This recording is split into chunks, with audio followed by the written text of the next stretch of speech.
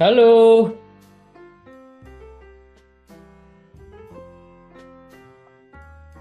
selamat malam.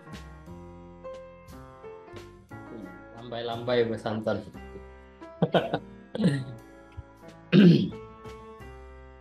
Selamat malam teman-teman. Oke, bentar. Sebelum ke market, nah mungkin Bu Santon mau jawab dulu. Ada pertanyaan yang mungkin lebih menguasai Bu Santon. Oke, teman-teman yang baru bergabung, salam kenal ya. Saya Bos Anton. Biasanya menemani Bos Ade kalau ada live seperti ini, teman-teman. Terkait news nanti malam, ada dua news ya kalau nggak salah, manufacturing PMI dan juga services PMI. Dampaknya gimana? Atau ada dampaknya atau enggak? Dampaknya pasti ada, cuman reaksinya atau impact-nya apakah akan signifikan atau enggak, itu yang saya sendiri tidak pernah menjamin dan tidak bisa memastikan. Saya kira setiap orang tidak bisa memastikan, teman-teman. Termasuk berapa lama dan sejauh apa impact-nya atau dampaknya.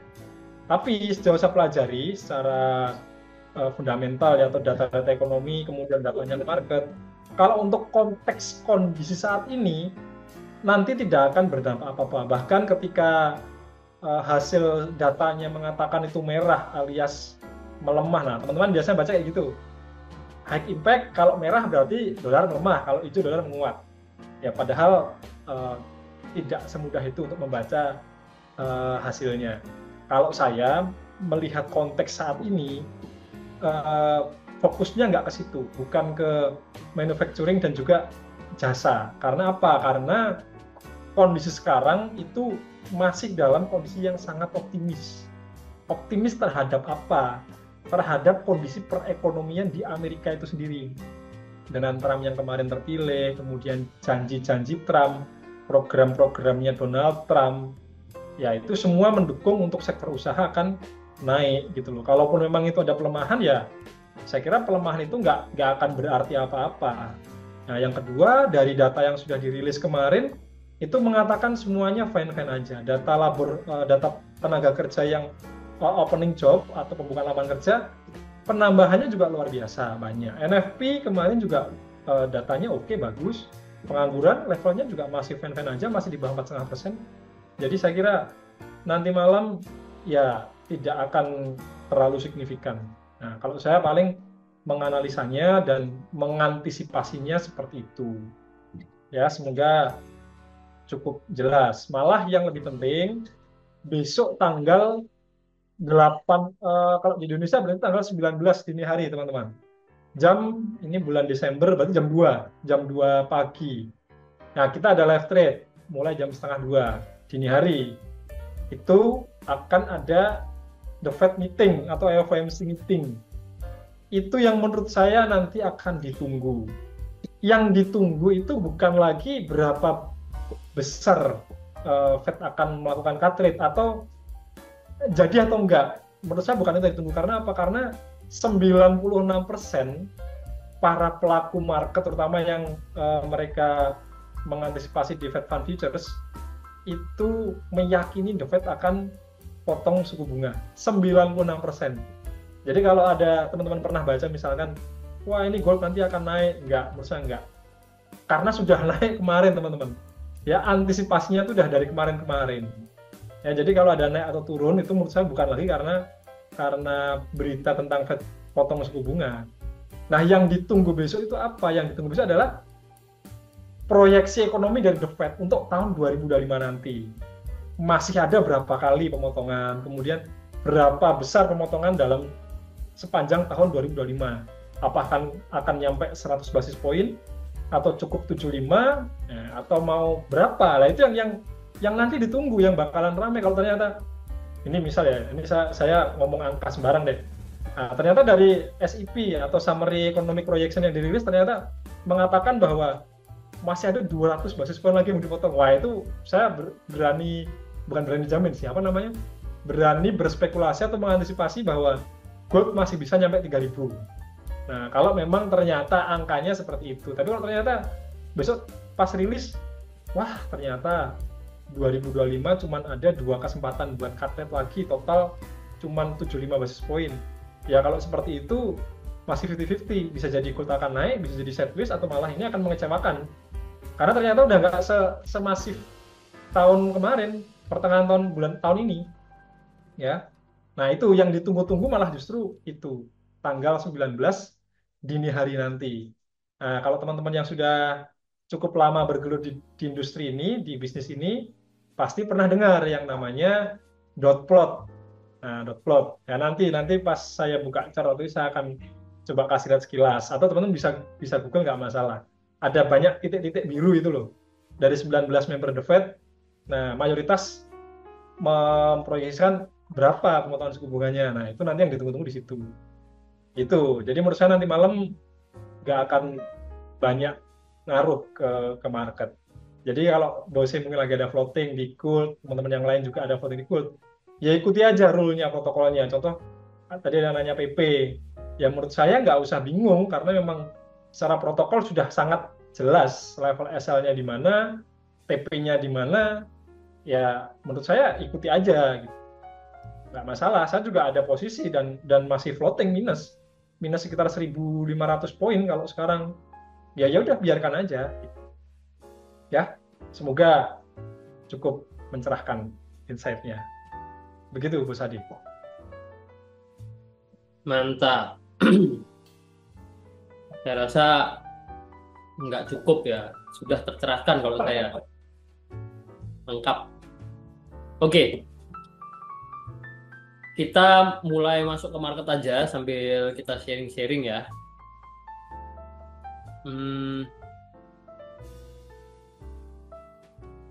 Saya akan share screen dulu.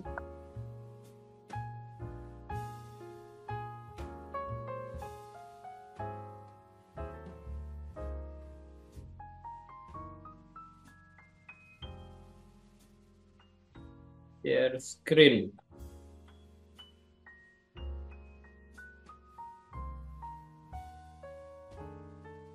Saya malam ini itu sebenarnya ada satu peluang, satu pergerakan harga yang membuat saya tertarik. Saya akan bahas itu dulu ya.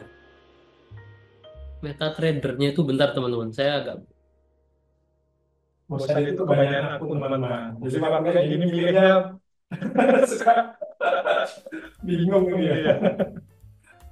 Oke.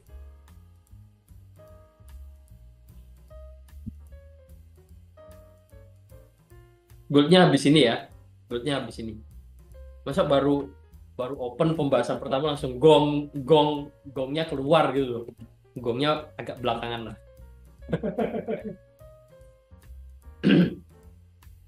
Oke.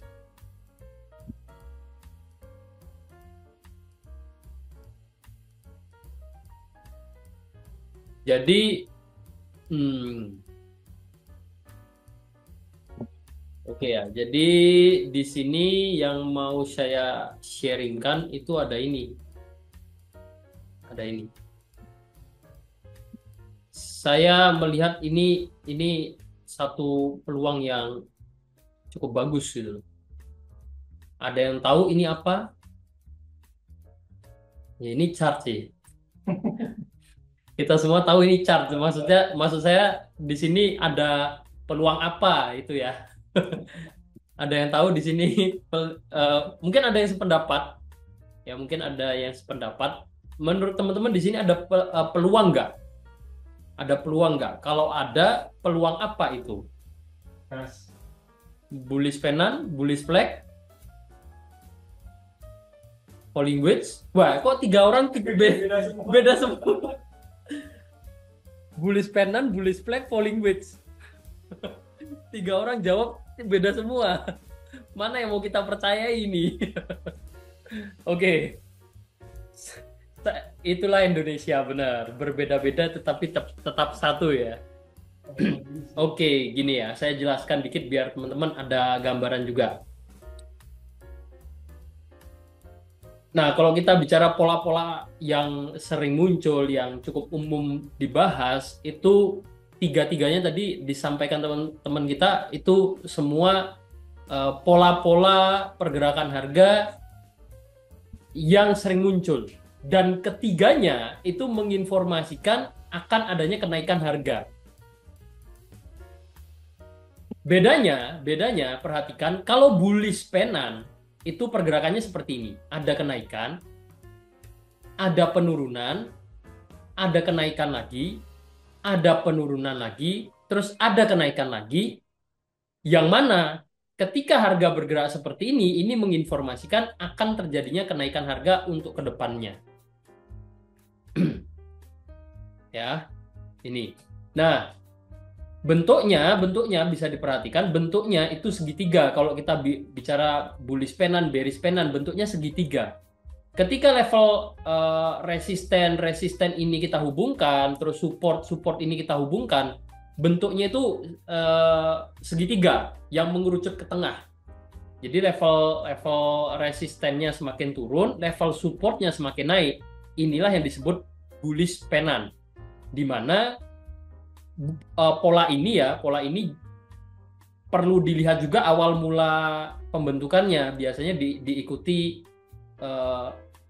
adanya trending naik.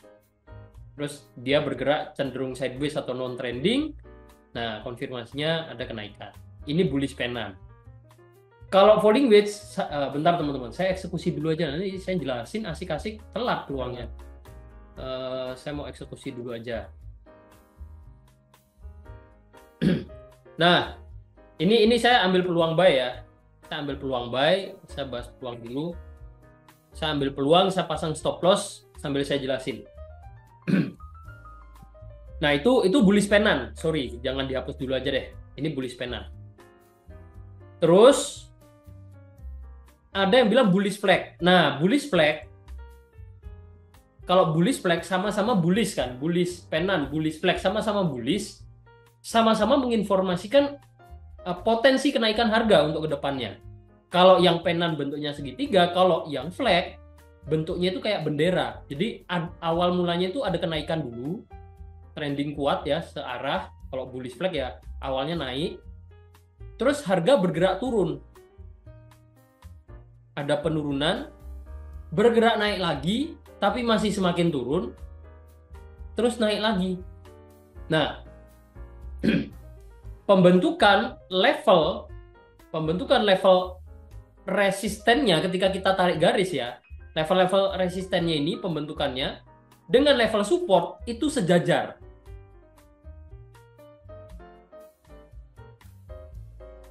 Ya, biasanya ada dua gerakan. Jadi maksudnya dua gerakan itu ada dua swing low, dua swing high. Ya, tidak menutup kemungkinan ketika terbentuk tiga ya, dia baru naik. Oke. Bedanya ya, kalau bullish penan ini bentuknya segitiga, kalau bullish flag itu bentuknya menyerupai bendera, makanya namanya bullish flag. Flag itu maksudnya bendera. Nah, ini kan bentuknya kayak bendera, dia ada tiang benderanya, terus ada kotak gini bendera. Nah, kalau Indonesia ini merah, bawahnya putih gitu. Nah, kalau bendera Indonesia. Nah, menginformasikan akan adanya kenaikan harga. Sama halnya di sini, di kondisi saat ini. Ya, jadi saya sependapatnya untuk yang jawab bullish flag. Ya. Ada kenaikan, terus level resistennya di sini dan juga level supportnya terbentuk sejajar.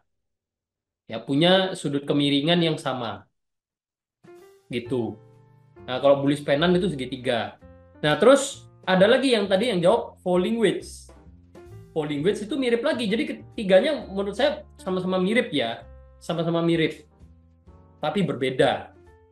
Nah, ini saya jelaskan biar nggak salah ini aja, salah nama. Kalau misalkan teman-teman ingin saling sharing namanya ini ya. Ini yang pertama bullish flag, yang pertama bullish penan, yang kedua bullish flag. Ada lagi pola falling wedge. Falling wedge sebenarnya nama-nama ini berdasarkan balik lagi teman-teman, banyak istilah trading itu dalam bahasa Inggris. Nama-nama ini pun bisa di Indonesia kan, dan sebenarnya cukup mudah dimengerti ya. Bullish flag berarti ada kayak bendera yang menginformasikan kenaikan. Kalau bullish pennant ya ada bentuk segitiga yang menginformasikan kenaikan. Nah, ada yang namanya falling wedge.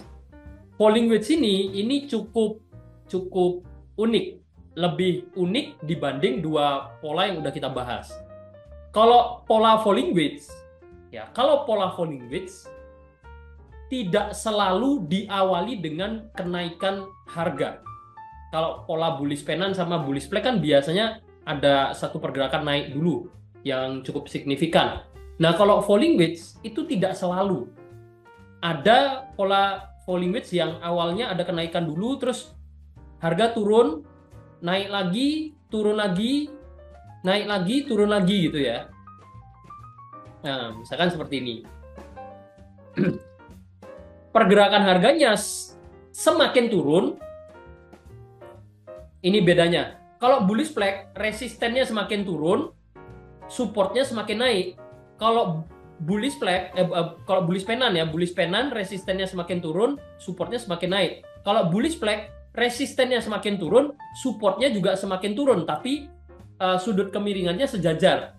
Kalau falling wedge, itu resistennya semakin turun, supportnya juga semakin turun, tapi mengerucut. Jadi semakin range pergerakan harganya mengecil, ya, membentuk segitiga. Dinamakan falling wedge, ya seperti namanya, falling itu jatuh, jadi dalam artian turun ya ke bawah. Wedge itu lancip. Apa ya, di Indonesia kan wedge itu apa ya? Kayak potato wedges itu loh. Mengerucut lancip ke bawah ya. Ini berdasarkan polanya. Ini juga menginformasikan akan adanya kenaikan harga. Nih. Tapi nggak selalu diawali adanya kenaikan dulu ya. Kadang ada satu range pergerakan harga yang cukup besar, dia mengerucut ke bawah, itu bisa juga. Sama-sama falling wedge. Ada falling wedge yang ini tadi, yang pertama ya, terbentuknya di tengah-tengah kenaikannya.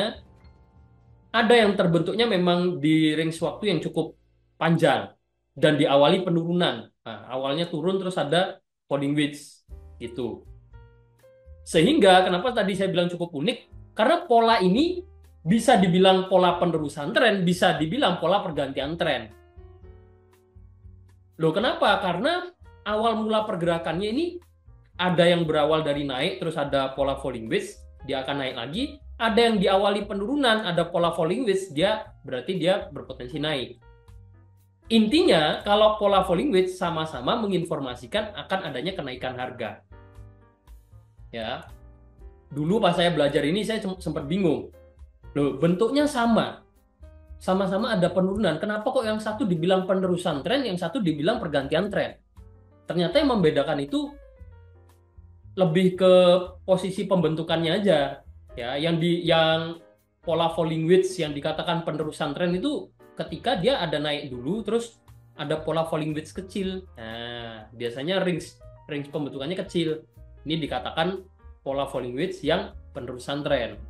Ada juga pola falling wedge yang pergantian tren. Maksudnya gimana? Oh, ternyata awal mulanya dia cenderung turun dulu, terus dia bergerak naik. Nah, pergantian tren gitu. Ya, itu contoh-contohnya. Nanti kita akan cari bareng bullish flag sama pola falling wedge ya sebagai contoh. Nah, untuk yang bullish flag ya contohnya di sini. Oleh karena itu saya lihatnya ada peluang nih. Awalnya dia naik, terus ada penurunan, ada kenaikan, ada penurunan, ada kenaikan, dia breakout. Ada resisten yang trendline ya, garis trendline yang berperan sebagai resisten, di situ ditembus di breakout. Nah, ini bisa jadi satu peluang untuk ambil posisi buy, begitu. Ya, SL-nya bisa ditaruh di level low sebelumnya, ya level low sebelumnya sebagai acuan. Nggak usah dikasih toleransi terlalu ke bawah dari level low-nya, karena di sini kita manfaatkan peluangnya berdasarkan pola harga. Kalau memang dia turun, ya berarti polanya gagal terbentuk. Ya udah kena SL ya. Jadi SL-nya di low sebelumnya. Nah, untuk take profit-nya, Untuk take profitnya saya lebih senang sebenarnya ngukur Fibonacci seperti ini teman-teman. Jadi pola bullishnya ini saya ukur dari ujung ke ujung sehingga take profitnya bisa pakai level 1618. Nah, kemarin kita bahas Fibonacci kan. Nah, saya ngitungnya ini satu gerakan naik, pola ini terbentuk, ini satu gerakan turun terus dia naik. Targetnya bisa ke 1618. Ya, itu di harga 0.94000 lah, dibuat 94000 itu masih oke. Nah, jadilah di sini trading plan ini menurut saya cukup bagus. Jadi saya bahas ini dulu. Ya, biar nggak ketinggalan momen juga.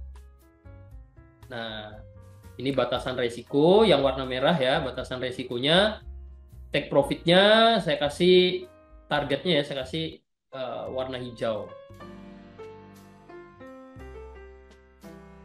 Nih, 1:1 di sini. Jadi kalau take profitnya di 1618-nya Fibo ini udah ya kurang lebih hampir 1:2. Nih.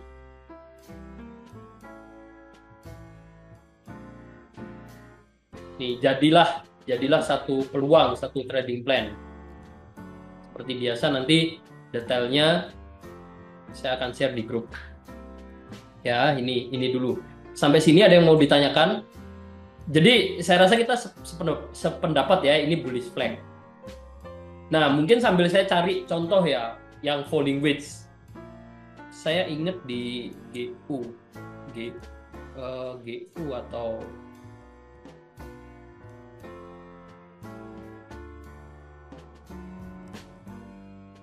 ini contoh teman-teman. Ini soalnya saya masih ingat ya.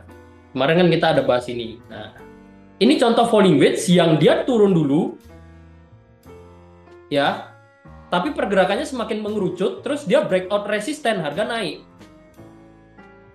Ini contoh falling wedge. Ini di USDJP ini baik hati. Ngasih saya dua contoh bersamaan. Ini contoh falling wedge yang dikatakan sebagai oh ini falling wedge-nya pergantian tren. Di sini juga ada contoh pola falling wedge yang penerusan tren. Naik dulu, dia turun, naik, ya turun.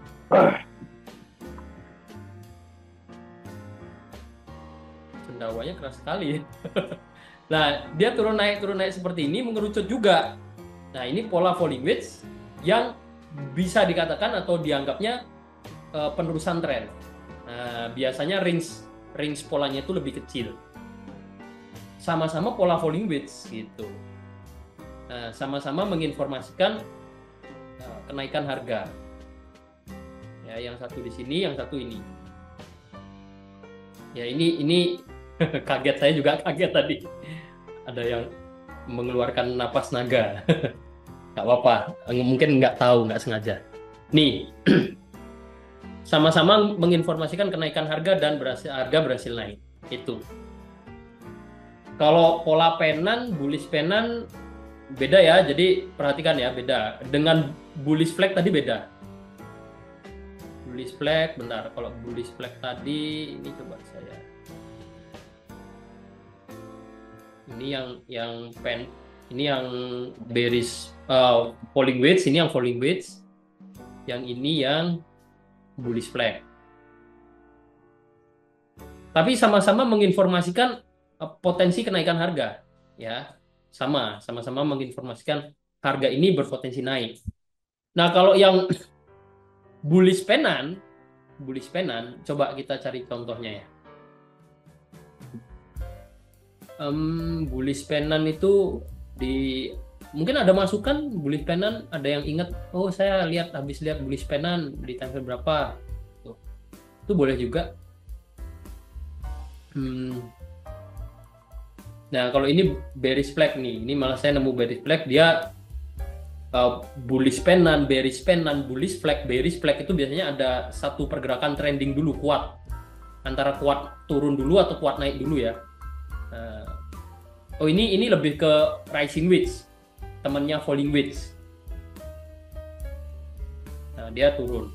Tapi sama-sama informasinya sebenarnya sama ya. Kita mau lihat itu sebagai rising wedge ataupun rising wedge ataupun bearish flag ya sama-sama berpotensi turun. Itu ya, yang bullish panel mungkin sambil jalan lah, nanti biar nggak kelamaan kita cari-cari malah nggak nemu-nemu. Nah ini juga nih falling wedge cukup cantik. Nah ini kan di awalinya kan tidak selalu ada kenaikan dulu, ini malah cenderung dia sideways baru naik. Wah ini Bos Anton bilang tanggal 10 gold tanggal 10 itu bullish. Wah, boleh.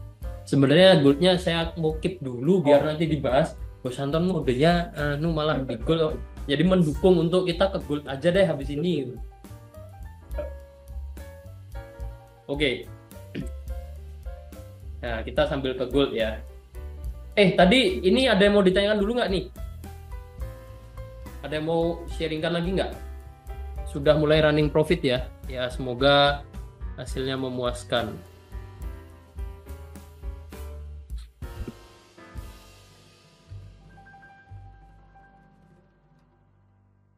Euro Swiss franc, Euro CHF, ada yang mau ditanyakan nggak?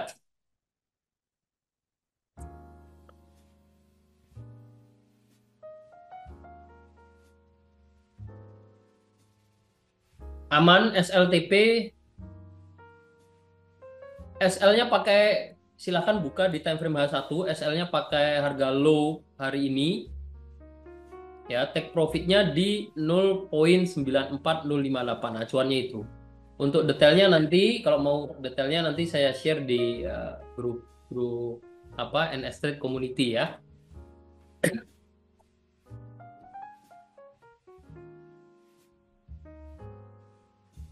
Aman, oke aman ya. Bosnya hari ini scalping gold banyak SL karena market agak liar. Bukan karena agak liar. Nah, tim NS nih ada juga tadi yang pagi-pagi kena gocek ya. Kena gocek itu maksudnya di buy malah turun, di sell malah naik gitu. Kena SL beruntun. Sama berarti sama Bos Steven, dan bukan masalah agak liar. Nah, nanti oke deh. Saya bahas ke gold. Ya, berarti kita udah clear. Nah, problemnya itu di sini, teman-teman. Bukan problem ya, tapi case-nya atau contoh kasusnya itu di sini. Nah, jangan lupakan kondisi ini. Ini adalah kondisi sideways. Nah, memang ketika kondisi sideways banyak teknik, nggak cuman scalpingnya yang M15 NS ya. Banyak teknik itu ketika kita bicara satu sistem trading ya jelas protokolnya. Ya, yang udah jelas protokolnya, kita nggak bisa sefleksibel ketika kita chartis. Oh, kita lihat kondisi sideways ya udah nggak entry dulu. Oh, ketika kita lihat ini bullish kuat ada pola ini ambil buy gitu ya. Suatu sistem trading itu biasanya punya karakter juga, punya kecenderungan. Sistem itu cenderung bagusnya ketika market trending atau bagusnya ketika kondisi sideways. Nah, termasuk yang sistem scalping ini, yang sistem scalping M15-nya NS itu memang jadi kurang bagus ketika kondisi marketnya sedang sideways. Nah, pasti di momen-momen ini kena SL beruntunnya. Ya kan? Karena range harganya terbilang kecil dan cenderung sideways. Tapi kalau kita lihat hari kemarin, menurut saya masih bagus-bagus saja. Bahkan di penutupan ya, ini turun, berhasil turun. Ini juga berarti di sini ada peluang lagi berhasil turun. Masih cukup bagus. Ya, masih cukup bagus.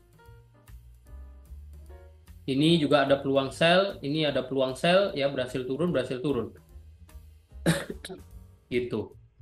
Memang di kondisi sideways memang jadi tidak terlalu bagus hasilnya.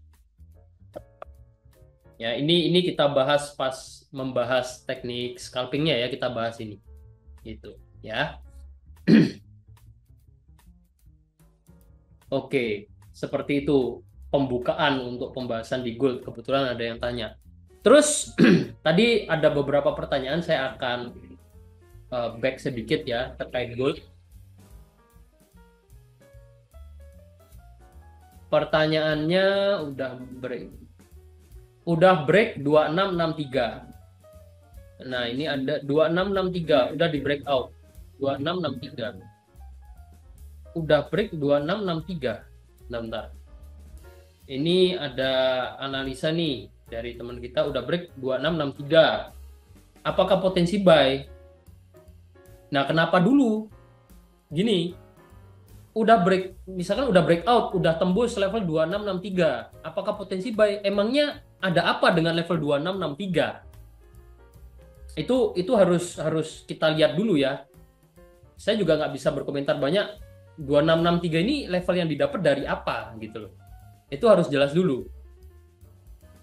Kalau levelnya di sini, mungkin boleh kasih masukan atau kasih penjelasan lebih update ya.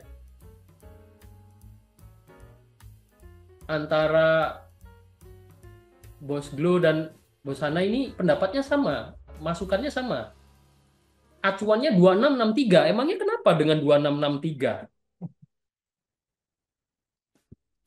Kenapa ada dua teman kita yang sama-sama melihat 2663 ini sebagai level acuan? Ini harus kalau saya sih harus saya cari tahu dulu kenapa 2663 ya.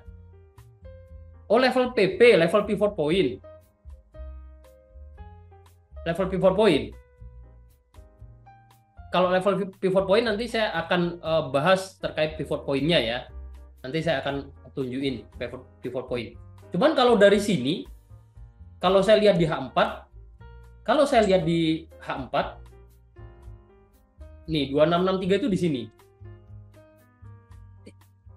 Ini breakout, maksudnya nggak pas gitu loh. Di sini juga nggak pas, ini juga nggak pas, ini juga nggak.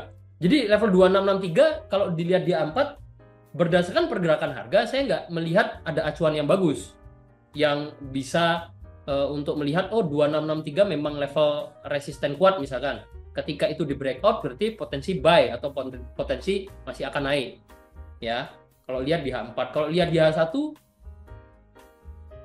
H1 juga saya tidak merasa level itu menjadi level resisten kuat. Ya, nggak pas. Kalau mau melihat histori harga harusnya di sini. Nah, ini malah lebih pas. Ini pentingnya kalau kita menaruh atau menandai level support resisten itu sepresisi mungkin. Biar kita nggak salah baca yang mana yang udah breakout, yang mana yang belum. Menurut saya malah ini acuan resisten, ini belum breakout. Kalau di 2663 tidak dari histori harga ya, tidak ada acuan yang mengatakan itu resisten kuat gitu ya. Nah, kalau pivot point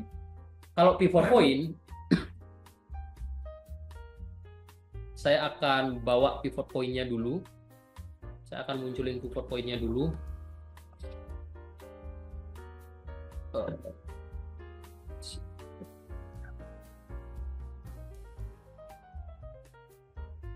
Pivot point. Bentar, sabar ya teman-teman ya. Saya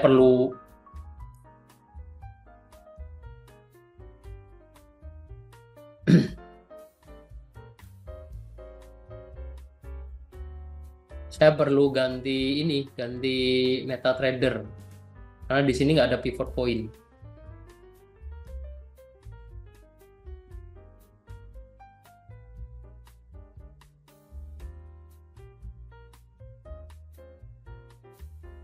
Ini ada pivot point. Nah, kalau mau pakai acuan level pivot point,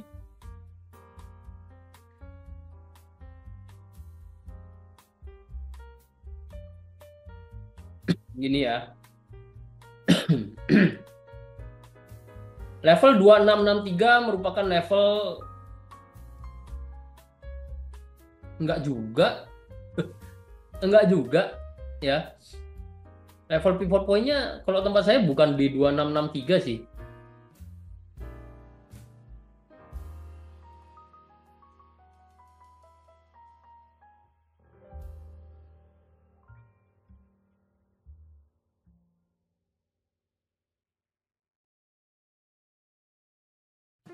Kalau di tempat saya level pivot point-nya bukan di 2663, nggak sampai di ini 2662,67, dan memang kalau dilihat di time frame H1 ini udah di breakout. Nah, tadi kan ada pertanyaan lanjutan. Level 2663 udah di breakout, atau mungkin lebih tepatnya saya perjelas lagi level pivot point ya, berarti ya. Level pivot point-nya sudah di breakout. Apakah peluang buy? Saya akan lanjut tanya, kenapa ketika ada harga yang breakout level pivot point itu dianggap peluang buy? Nah, pertanyaannya kan gitu. Kenapa kok dianggap peluang buy? Ini harus jelas juga alasannya. Nah, ini saya balik lagi, ini pentingnya sistem trading, teman-teman. Karena apa? Karena mau sesakti apapun kita pakai indikator, mau indikatornya luar biasa ini indikatornya ngasih level-level resisten supportnya udah langsung kebentuk. Tapi kalau kita nggak punya satu sistem yang bisa kita gunakan sebagai acuan untuk trading nih, ya kita pasti akan bingung. Ini udah tembus level pivot, ini udah nyentuh level S1, udah nyentuh level R1, kita mau ngapain? Kemarin ketika nyentuh level S1 kita nge-sell. Apakah sekarang hari ini misalkan ketika nyentuh level S1 kita mau nge-sell juga? Nah, kan gitu. Termasuk di sini level pivot point udah di breakout, saya setuju. Karena dilihat dari candlestick-nya ya, level pivot point di sini yang hari ini bisa berperan sebagai resisten. Saya setuju dan udah di breakout, iya. Ya, awalnya nih di sini approve nih, dia naik, ada resisten tertahan kan? Tertahan ya, naik turun di sini terus akhirnya di breakout. Akhirnya di breakout. Apakah ini berarti peluang buy? Bisa jadi peluang buy. Karena apa? Karena ada resisten pivot point yang udah di breakout, udah ditembus. Berarti ada pergerakan harga yang cukup kuat untuk lanjut naik, sehingga ada satu level resisten ditembus. Ya. Yang perlu diperhatikan, TPSL-nya mau di mana. Kalau saya hari ini saya gunakan level pivot point bukan untuk nge-buy, tapi untuk nge-sell. Ya, saya manfaatkan level pivot point ini untuk mencari peluang sell, bukan mencari peluang buy.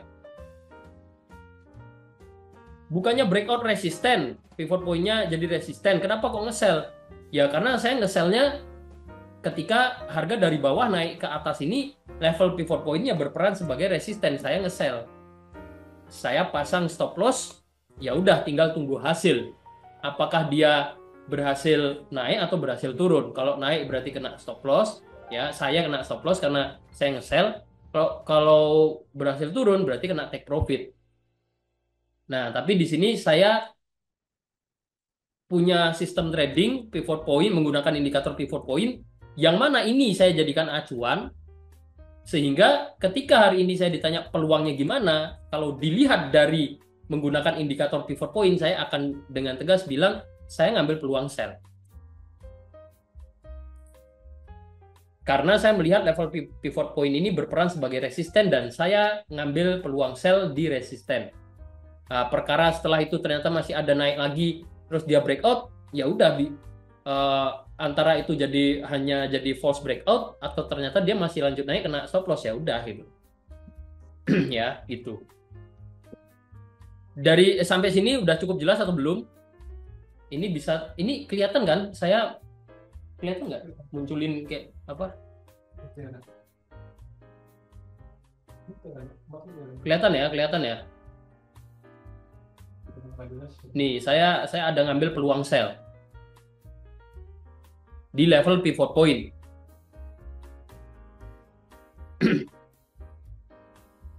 Ya, ini saya ngambil sell berdasarkan sistem trading pivot point. Makanya tadi beda MetaTrader ya. Kalau bahas pivot point. Nah, kalau bahasnya soal pivot point, saya tidak akan jauh-jauh kalau tanya peluang ya, saya tidak akan jauh dari sistem pivot point yang sudah diinfo di grup NS, karena itu saya yang riset, saya tahu datanya, tahu potensi profitnya, tahu resikonya, jadi ya udah saya ambil peluangnya berdasarkan itu. Tapi kalau misalkan bahas udah breakout resisten segala macam, saya nggak pakai pivot point. Saya malah nggak seneng pakai indikator. Karena apa? Karena udah ada pergerakan harga yang bisa jadi real acuan kita gitu loh. Yang menyatakan kalau dari pergerakan harganya saya akan pakai ini. Yang mana di sini belum breakout. Nah, saya nggak pakai pivot point gitu. Ini jadi support, ya. Di sini jadi resisten. Ini belum breakout, dia mulai turun lagi ya. Semoga lanjut turun. Biar yang pivot point-nya kena take profit. Gitu ya. EMA berapa aja? Di NS tidak pakai EMA. Ya, di NS tidak pakai EMA.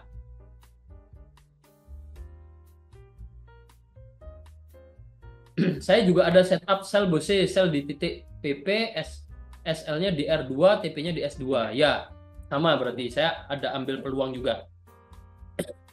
Cara pasang level gimana yang level PP? Cara pasangnya pakai indikator. Jadi nggak perlu dihitung satu-satu. Pivot point itu ini ya, level-level yang didapat dari perhitungan dengan menghitung rata-rata di high low, terus ada rumusnya lah, high low sama open, kalau nggak salah open high low dibagi 3 kalau nggak salah gitu. Itu untuk nyari level pivot point, ada rumus perhitungannya, tapi kita nggak perlu ribet-ribet ngitung karena karena sudah ada indikatornya, tinggal pasang. Jadi kalau tanya cara menempatkannya gimana atau cara pasangnya gimana, install aja indikatornya.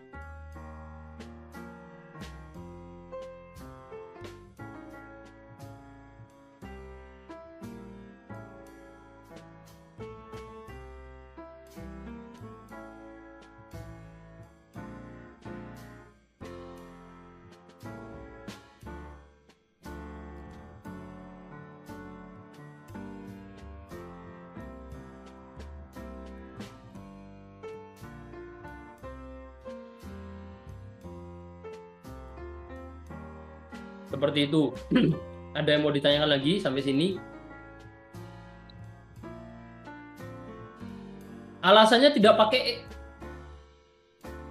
ya karena kita tidak menemukan alasan kuat untuk pakai EMA. Kenapa harus pakai EMA?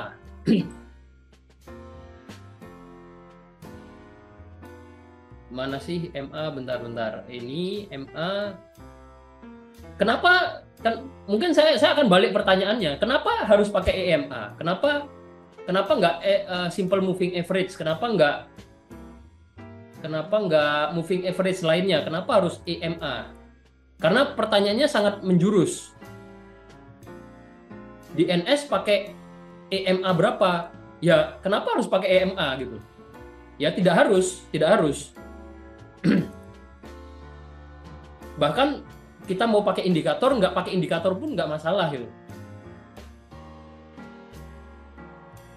Kita mau pakai EMA pun itu, kalau mau pakai EMA ya di NS, ini analisanya proses risetnya bisa panjang banget. Sementara kita udah punya sistem trading yang udah dari berapa tahun, berarti 8 tahun 9 tahun lalu udah dipakai Bos Sarko untuk nyari peluang gitu loh. Pakainya SMA. Sebenarnya kalau bukan yang smoothed ya, yang simple moving average. Misalkan SMA 200.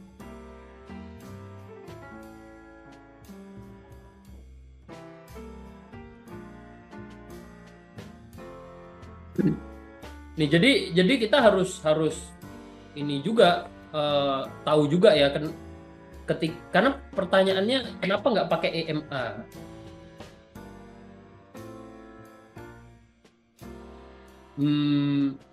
Menarik sih, kenapa nggak pakai EMA ya? Ya mungkin bisa dijawab karena belum riset juga ya. Kita pakai indikator itu nggak cuma sekedar pakai. Ini kan kemarin sudah saya bahas nih. ya. Coba diperhatikan karena kemarin sudah sempat saya bahas. Kebetulan ada yang tanya soal EMA juga. Kenapa EMA? Ya, kenapa nggak pakai? Karena perlu di reset. Exponential Moving Average (EMA). Periodenya ini bisa beragam banget. Ini saya review dikit ya. Periodenya ini bisa EMA 50. Bisa saya nanti insert lagi indikator ada trend moving average. Misalkan EMA berapa? 199. Saya kasih warna biru gitu. Bisa lagi nanti pakai EMA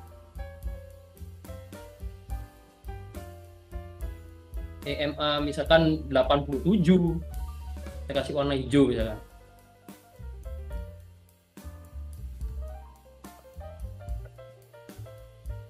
Sorry. Nih.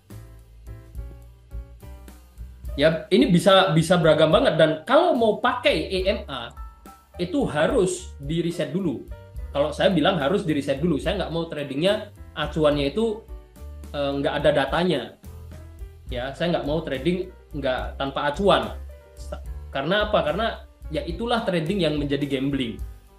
Seolah-olah kita trading, oh saya buy, saya sell, oh analisanya karena support resisten, oke, tapi besok acuannya beda lagi ya. Sebenarnya trading, tapi yang teman-teman lakukan itu gambling gitu loh.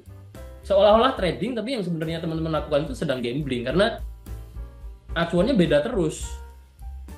Ya, acuannya beda terus, nggak ada acuan pasti, berganti-ganti terus. Ya gimana mau konsisten ketika cara tradingnya aja ganti-ganti terus gitu. Ya ini perlu di reset EMA dan jujur saya nggak begitu tertarik reset moving average karena satu, perhatikan pertama, moving average ini merupakan indikator tren yang juga bisa menginformasikan level support and resistance. Akan tetapi, moving average ini merupakan support and resistance dinamis. Ya, jadi kalau kita bicara level support and resistance, itu ada yang digolongkan sebagai SNR dinamis, ada yang digolongkan sebagai SNR statis atau lebih tepatnya mungkin klasik. Ya, umumnya ya dua ini. Bedanya apa? Bedanya kalau dinamis, maka support and resistance-nya itu dia akan update terus mengikuti update pergerakan harga.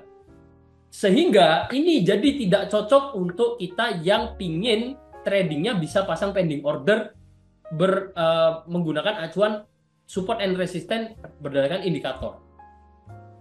Sekarang saya pasang pending order di sini. Ketika candle ini terbentuk, moving average-nya akan gerak. Resistennya akan lebih turun, bisa jadi lebih turun, bisa jadi lebih naik. Sehingga ya kita perlu edit indikator pending order kita kalau kita misalkan mau sell di resisten MA gitu misalkan. Beda halnya dengan yang klasikal ya, klasik atau klasik support and resistance atau support and resistance horizontal yang kita ngasih garis-garis ini resisten, ini support ya. Dia tidak akan berubah mau harga ini bergerak seperti apapun. Levelnya tidak akan berubah karena apa? Acuannya tetap. Kalau kita melihat di sini resisten, kita tandai. Ya harga ini mau naik turun seperti apa, resistennya tetap di sini. Tapi kalau MA, ya dia akan mengikuti pergerakan harga. Pertama itu. Kenapa saya nggak kurang seneng itu ya. Kedua, MA ini, kalau saya bilang MA ini merupakan rumusan matematika untuk menghitung rata-rata pergerakan harga. Berdasarkan namanya moving average. Moving itu bergerak, average itu rata-rata pergerakan harga. Jadi indikator MA ini merupakan apa ya? Kayak satu indikator yang sangat luas pemakaiannya gitu. Sehingga ketika kita mau riset ini jadi nerawang banget. Kita mau pakai periodenya berapa, cara pakainya seperti apa, dipakainya di time frame berapa, terus belum lagi nanti bisa nggak pakai MA nentuin acuan TPSL, nggak bisa. Jadi susah ya, susah. Risetnya panjang, secara pemakaian juga menurut saya kurang maksimal aja. Jadi apa ya, saya tidak, jujur aja nggak begitu interest untuk riset di MA lagi, sementara di NS sudah ada teknik M30 dan teknik H4 yang menurut saya udah cukup bagus untuk cari peluang day trade itu ya. Mungkin itu bisa menjawab kenapa nggak EMA.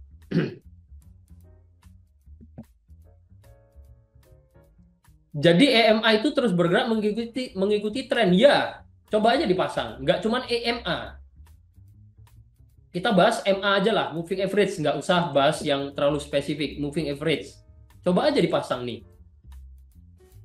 Justru ini loh, ini perhatikan. Ini kan garisnya naik turun, naik turun. Ini terbentuknya dari apa? Dari pergerakan harga. Harga naik, dia ngitung. Nih, contoh nih, ini kan di sini. Harga ini kan masih gerak ya, belum terbentuk. Kalau ini nanti udah close candle, dia ganti ke candle berikutnya, MA ini akan maju satu titik. Karena apa? Dia menghitung, misalkan ini MA 200 ya, dia menghitung 200 candlestick terakhir. Dihitung rata-ratanya dapat satu titik harga. Terbentuk satu candle lagi yang baru, dia ngitung 200 candlestick terakhir. Terbentuk lagi yang baru, 200 candlestick terakhir. Jadi MA ini sebenarnya terbentuk dari titik-titik harga yang terhubung dengan garis. Nah, sehingga naik turun gitu. Jadi memang indikator ini memang mengikuti pergerakan harga. Kalau misalkan ini harganya turun, titik berikutnya akan lebih rendah dan MA-nya pasti akan bergerak turun. Gitu. Ya. Itu sedikit pengetahuan soal moving average. Bosnya apakah EMA dan MA 30 ala NS beda gini?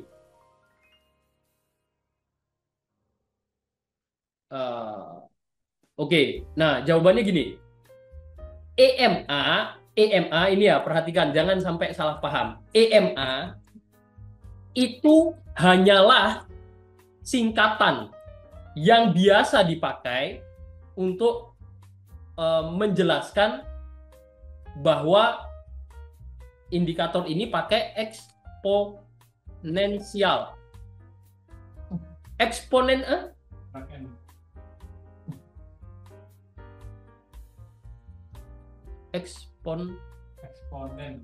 oh ya, ponensial.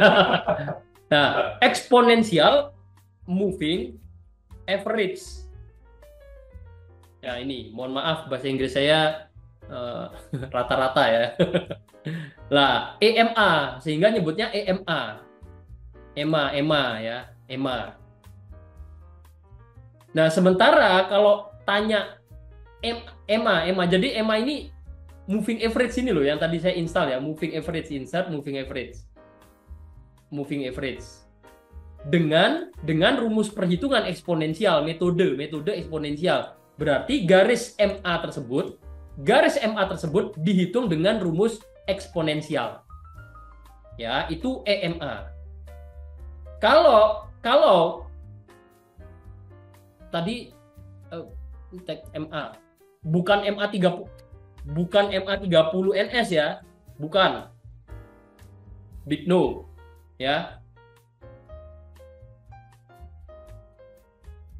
Teknik MA lebih tepatnya ini loh. Teknik MA di time frame M30.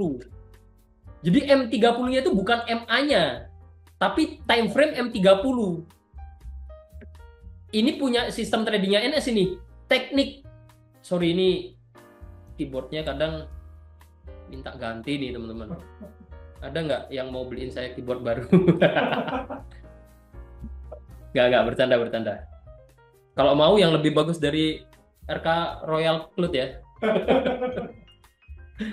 Bercanda. Jadi maksudnya apa? Maksudnya itu ini kita ibaratnya kasih nama dari sistem yang kita kembangkan. menggunakan garis MA, teknik MA di time frame M30 penerapannya. Nah, pakai MA-nya ini pakai simple moving average atau disingkat SMA, bukan EMA. Ya, jadi ini beda sama EMA itu beda. Cuman penamaan aja.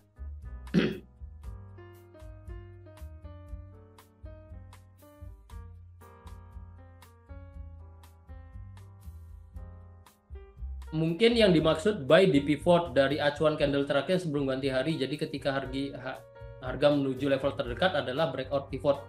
Ya kalau memang punya acuan berbeda nggak masalah ya.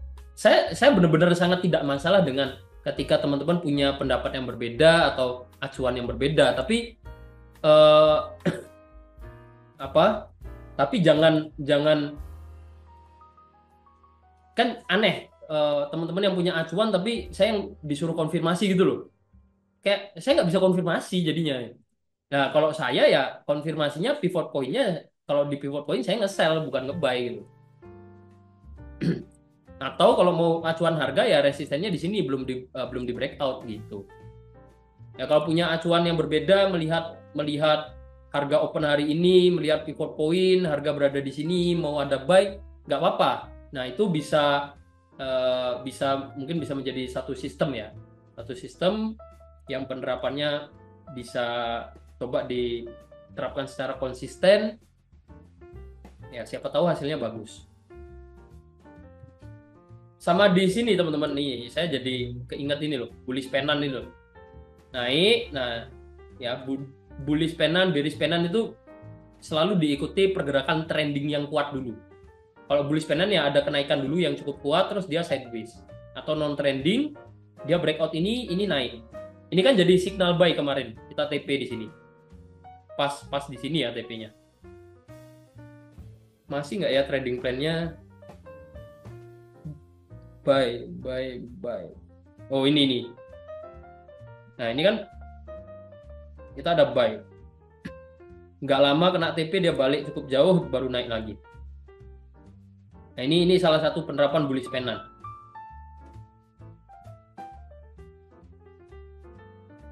Bullish pennant. Masih floating. Nah terus lanjut ya, saya akan bahas terkait kondisi gold sekarang. Izin live dulu silakan. Yang mungkin ada kegiatan ya, nggak masalah.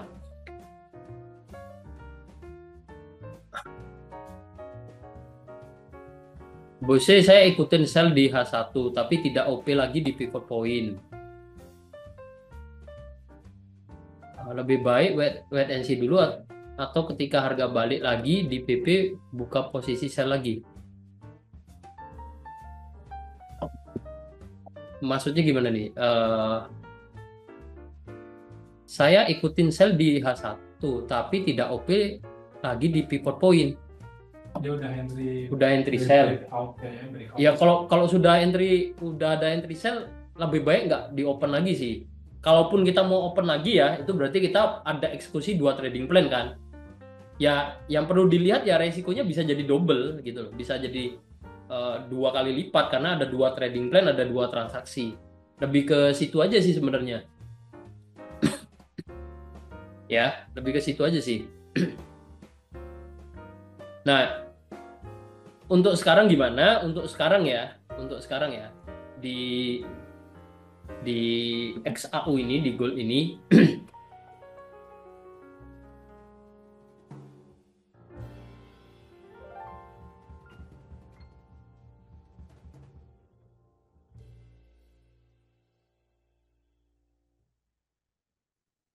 kemarin kan kita ada bahas pakai Fibonacci ya. Pakai Fibonacci, level resisten become support, ya, level resisten become support di level ini kalau berdasarkan Fibonacci-nya ya. Kalau dilihat di daily, candlestick-nya memang sudah ditutup di bawah level Fibonacci ya, tapi secara tren ini belum berganti.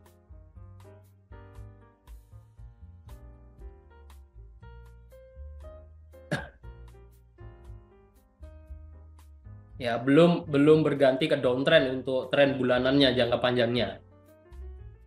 Dia kembali masuk ke area Fibonacci ya, masih di area yang sama Fibonacci.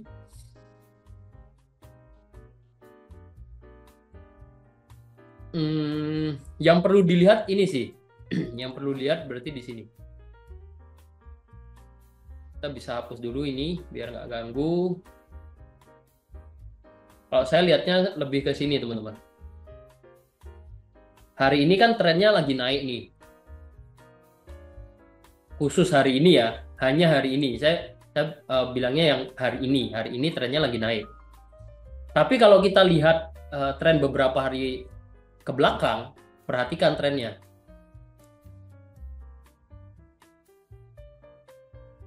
Nah, ini juga ada bearish flag pattern. Turun. Ya, turun ke sini. Ini mau dihitung satu gerakan juga boleh, terus dia naik. Jadi kesimpulannya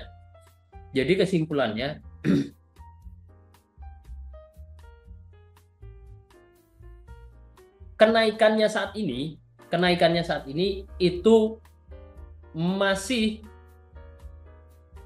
sangat mungkin ya, naiknya itu hanya untuk koreksi.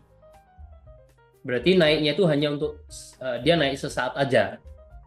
Karena apa? Karena di H1 atau di H4 bisa juga sebenarnya ya, di H4. Ya, di H4 yang dilihat di sini. Dia turun, naik, turun, naik, turun. Ini naik. Nah. Ya. Jadi atau saya tandai angka aja deh. Huruf-huruf ya, huruf biar nggak penuh dengan angka. Jadi dari poin A ke B di sini. Lalu dia naik lagi membentuk poin C ya.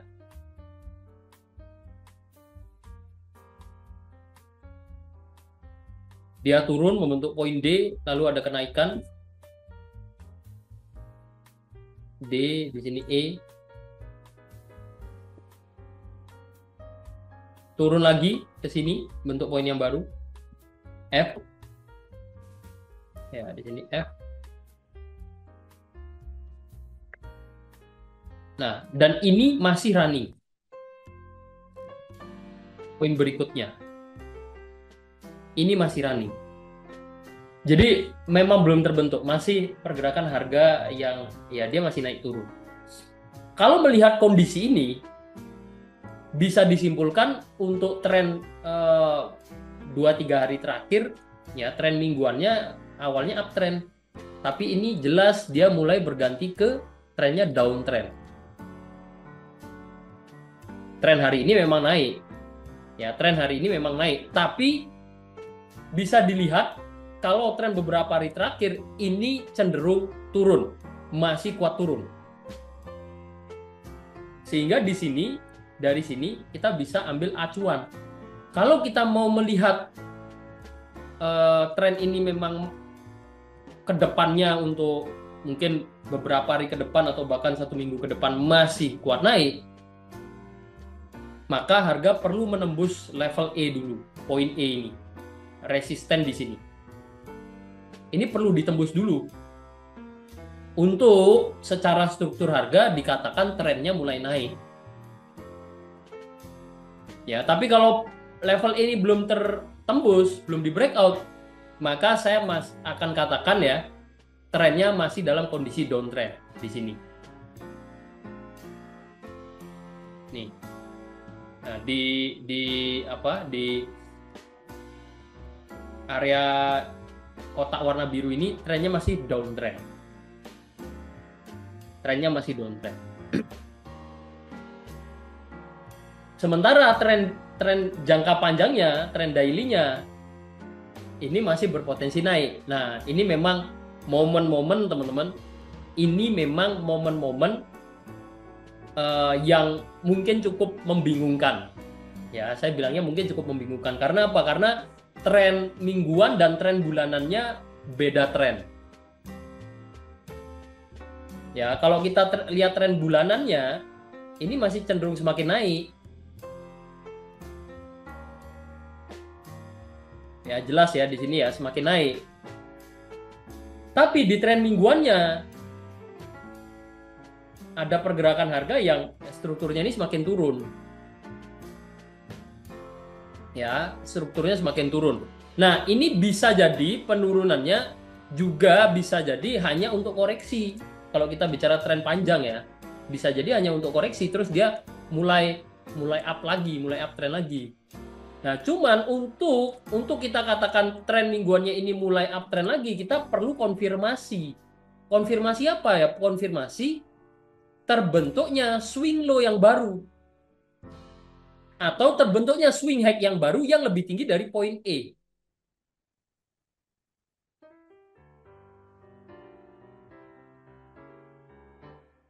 Ya, untuk kita katakan tren mingguannya juga berpotensi naik, juga kuat naik, kita perlu swing high atau di poin G ini perlu melebihi poin E kenaikannya. Baru kita bisa lihat oh ini setara struktur harga ya ini memang masih kuat naik. Atau ketika dia nggak jauh ternyata terbentuknya di sini nih poin G di bawah ini naik nggak jauh dia udah turun. Nah kita perlu konfirmasi poin berikutnya terbentuk lebih tinggi dari poin F. Oke.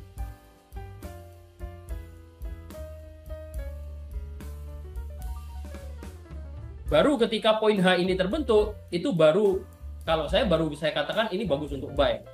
Karena jangka panjang menginformasikan masih kuat naik, tren mingguannya juga masih kuat naik. Ya, sehingga bisa eksekusi buy. Nah, cuman untuk saat ini nah, kita bisa lihat harga ini untuk hari ini memang masih berpotensi naik. Nah, kita kan pingin cari tahu nih. Entah harga ini entah kenaikan harga hari ini itu hanya untuk koreksi sebelum dia turun maupun kenaikannya ternyata untuk penerusan tren panjang, kita ingin cari tahu nih. Berarti skenario A ketika kenaikannya hanya untuk koreksi dia turun lagi bisa naik sampai mana? Atau kalau penerusan tren konfirmasinya apa? Kan gitu. Nah, saya akan tarik Fibonacci untuk mencari level koreksi. Saya akan tandai level 618-nya sebagai target koreksi idealnya sebelum dia turun.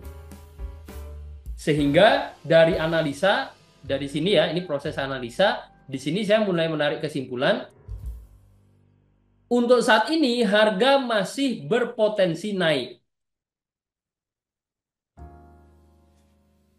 Loh kok bisa menyimpulkan masih berpotensi naik? Pertama, karena saya menarik Fibonacci dan saya dapatkan level area 50618-nya ada di sini.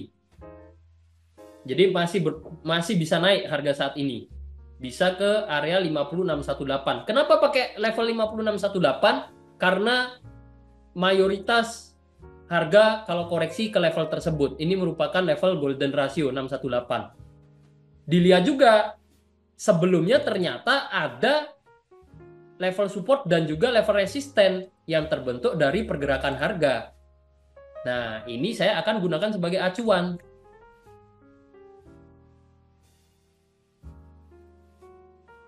Nih. Sehingga didapatlah level ini. Ini kalau dari saya akan tandai level ini. Dan saya akan menilai bahwa harga saat ini masih berpotensi naik, masih bisa naik sampai area ini. Ini resisten, ini support ya, support bisa naik ke area ini. Sebelum apa? Sebelum ada pantulan turun lagi karena saya ngikut tren mingguannya. Atau nanti dipantau lagi ketika harga berhasil naik sini ya, nanti dipantau lagi. Apakah akan di breakout atau ternyata dia membentuk swing high yang baru. Atau bisa jadi sangat mungkin terjadi ketika harga saat ini nggak lama gitu misalkan dia bentuk swing high, sangat mungkin terjadi karena trennya downtrend ya. tapi mengingat harga hari ini masih dalam kondisi bullish, masih naik, tren hari ini masih naik ya, ya kita juga jangan dengan mudahnya menyimpulkan karena tren mingguannya downtrend kita, oh ini nggak lama lagi akan turun ya. Kenapa gitu loh? Kan nggak ada alasan juga bilang saat ini akan turun. Justru saya melihatnya ini masih berpotensi naik. Nah, oleh karena itu dilihat nih, kalau memang masih kuat naik bisa sampai mana? Ya, yang saya lihat seperti ini. Jadi masih berpotensi naik sampai area ini ya. Itu berarti di 2678,41 sampai 2673,57 ya. Masih berpotensi naik sampai sini sebelum ada pantulan turun lagi. Loh, kenapa kok cenderung melihat ini akan memantul turun lagi dibanding akan lanjut naik? Karena memang tren bulanannya kan uptrend. Tadi kita lihat tren bulanannya kan uptrend. Tapi koreksinya ini, teman-teman, koreksinya ini sudah menembus level 618 Fibonacci yang ditarik dari yang kita dapat di daily ya. Sudah menembus level tersebut dan di sini ada satu area resisten become support juga ditembus. Berarti kan ada tekanan turun yang mendominasi di situ, kuat turun nih sampai akhirnya ada satu level support ditembus. Walaupun entah itu hanya menjadi false breakout atau memang turun ya. Tapi di sini dari price action-nya kita dapat satu gambaran kalau tren mingguannya kuat downtrend. Bahkan ada level Fibo dan level support di breakout juga. Nah, kemungkinan besar nih kenaikannya bisa sampai area koreksi Fibonacci ya. Untuk selanjutnya kemungkinan besar masih akan lanjut downtrend ngikut tren mingguannya. Ya, karena ada strong support di daily yang di breakout. Sehingga seperti inilah jadinya hasil dari analisa saya melihat ini masih berpotensi naik sebelum dia akan lanjut turun lagi. Begitu. Nah, sampai sini baru nih. Oke, ini masih kuat naik, baru kita pertimbangkan. Kalau misalkan mau nge-buy, kalau saya sih, saya akan cari peluang buy ya. Saya tidak akan ngambil peluang sell terburu-buru. Saya akan mencari peluang buy. Nah, kalau mau buy, bagusnya gimana nih? Ini yang perlu dipertanyakan. Kalau saya mau nge-buy sekarang, SL-nya mau saya taruh mana? Stop loss-nya. Ya, kalau memang ini masih kuat naik dan saya mau cari peluang buy, SL-nya ini yang perlu dipertanyakan kan. Saya mau taruh mana nih? Kalau di H4 ya acuannya kalau mau nge-buy bagusnya yang saya lihat ya bagusnya ya acuan support sebelumnya. Ini sebagai batasan resiko kalau mau nge-buy. Kalau mau cari peluang buy dan mau memanfaatkan momen kenaikannya ini, oke, saya siap resikonya nih. Saya mau ngambil peluang, saya ingin memanfaatkan potensi kenaikannya saat ini misalkan. Seperti ini. Ya, ini berarti kita ngambil satu peluang yang secara jarak ya kurang lebih 1:1. Dan terbilangnya kita counter tren mingguannya. Kita melawan tren mingguannya yang masih cenderung downtrend. Atau kalau mau SL-nya lebih pendek lagi, acuannya apa nih? Nah, di H1 misalkan kita coba cari ya. Di H1, sebenarnya kalau di H1 saya nggak melihat ada acuan yang cukup bagus karena harga di sini masih cenderung sideways ya. Nah, dia naik, dia turun lagi. Masih di situ-situ aja. Jadi mau taruh mana? Apakah mau taruh sini pendek banget? Atau di sini? Nah, kalau acuannya sini ya mending di bawah sini sekalian malah lebih bagus. Kasih toleransi lebih. Gitu. Dan ya sekali lagi targetnya juga nggak begitu jauh. Kalau mau ibaratnya cari target amannya ya. Sementara kalau mau nge-sell, saya belum melihat ada momen yang bagus untuk sell. Alasannya apa? Kita mau nge-sell misalkan, oke, kita nggak nge-buy karena tren downtrend, kita mau sell aja. Cuman kita perlu, oke lah, target kalau mau nge-sell targetnya bisa cukup jauh nih. Bisa di area support sebelumnya di sini ya. Bisa di sini targetnya. Nih, seperti ini. Nah, cuman stop loss-nya juga cukup jauh menurut saya. Karena apa? Karena ada kemungkinan dia masih akan naik dulu ke area Fibonacci sebelum turun. Iya kalau turun, kalau naik berarti kena stop loss. Sehingga ya resikonya perlu diketahui, resikonya bisa dibatasi di sini dan ini jarak yang cukup jauh.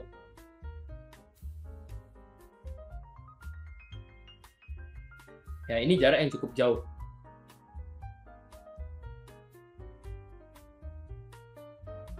Karena kalau mau apa jarak stop loss-nya pendek, ya mending tunggu swing high yang baru terbentuk dulu.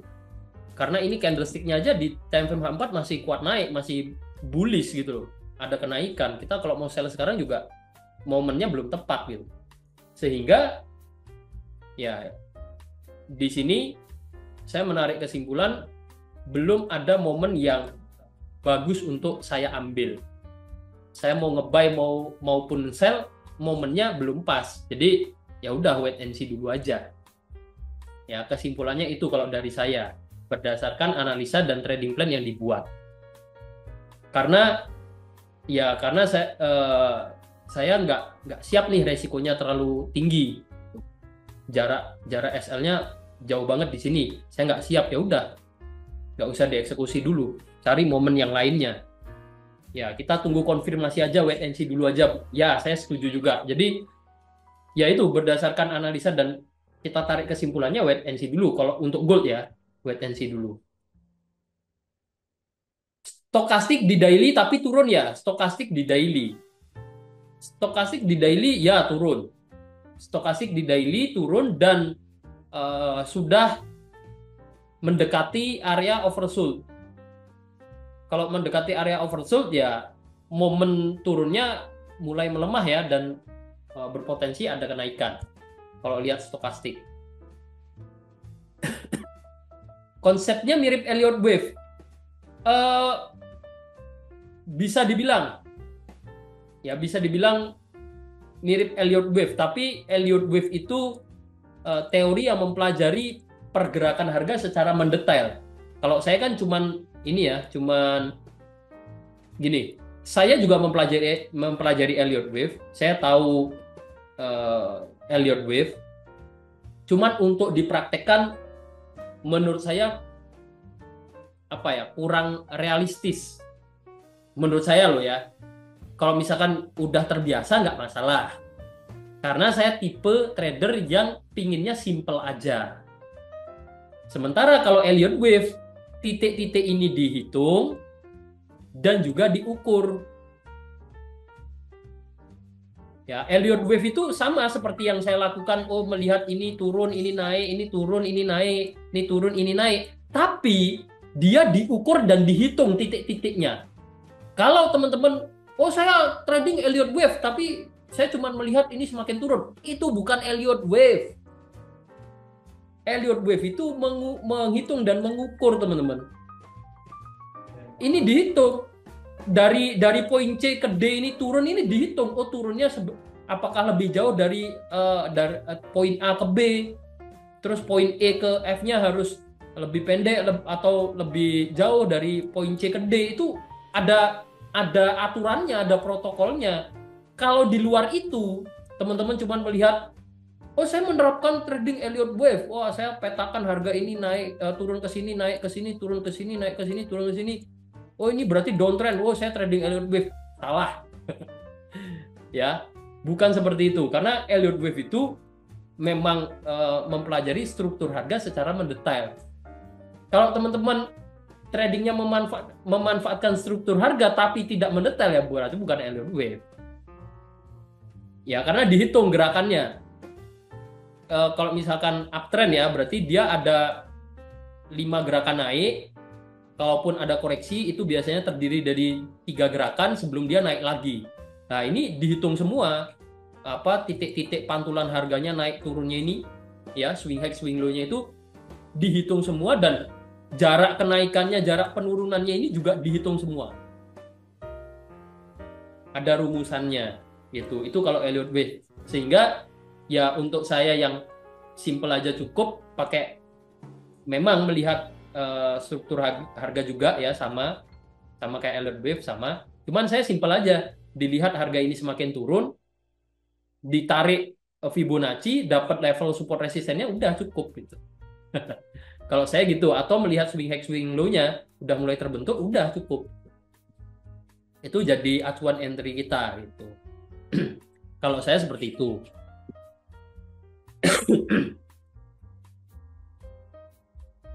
Itu terkait Elliott Wave. Ya, kalau konsepnya mirip Elliott Wave, benar, saya setuju. Tapi kalau kita bicara soal Elliott Wave, kita harus pelajari lebih detail lagi. Trennya bukan bullish, hari ini bullish ya. Yang di sini trennya bullish ya, tapi kalau tren secara keseluruhan, secara mingguan lah.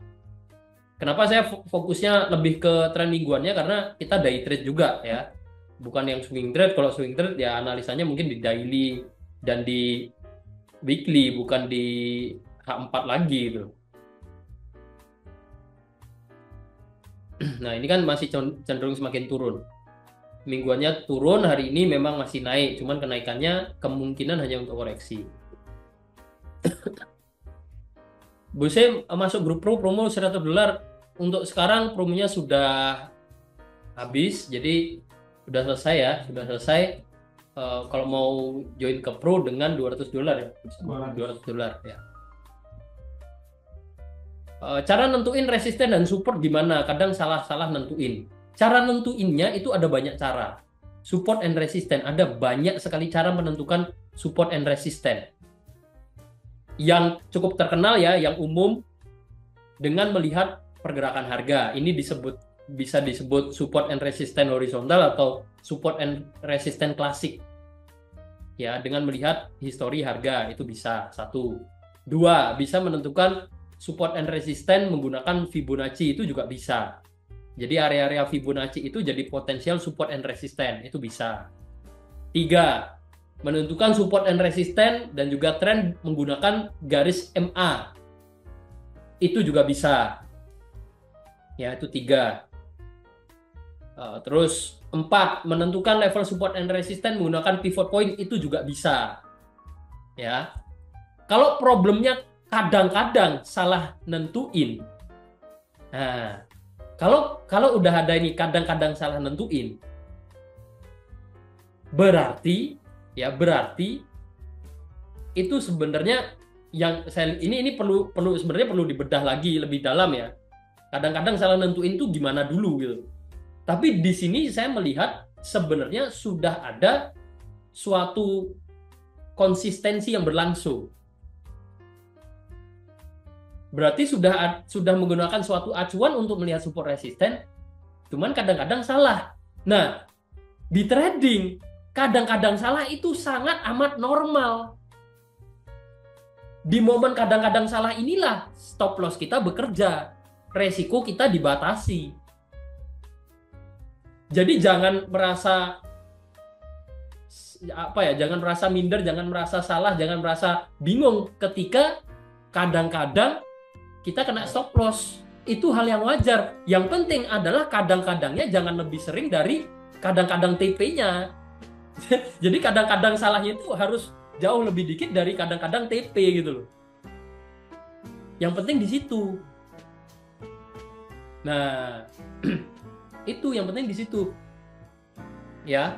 Jadi kalau mau dibedah lebih jauh nih, saya harus tahu dulu nih, Bos Glo ini support resistennya dicarinya pakai acuan apa dulu. Kalau misalkan acuan pergerakan harga ya kita harus mempelajari yang namanya swing high swing low. Ya. Acuannya ya swing high swing low itu. Acuannya ya swing high swing low itu dan atau bisa jadi nih support and resistance dari trendline itu juga bisa. Nah, ada yang secara umum ya, yang tadi saya sampaikan berarti ada 5 cara yang bisa dipakai untuk cari support and resistance dan hasilnya bisa jadi berbeda, bisa jadi sama.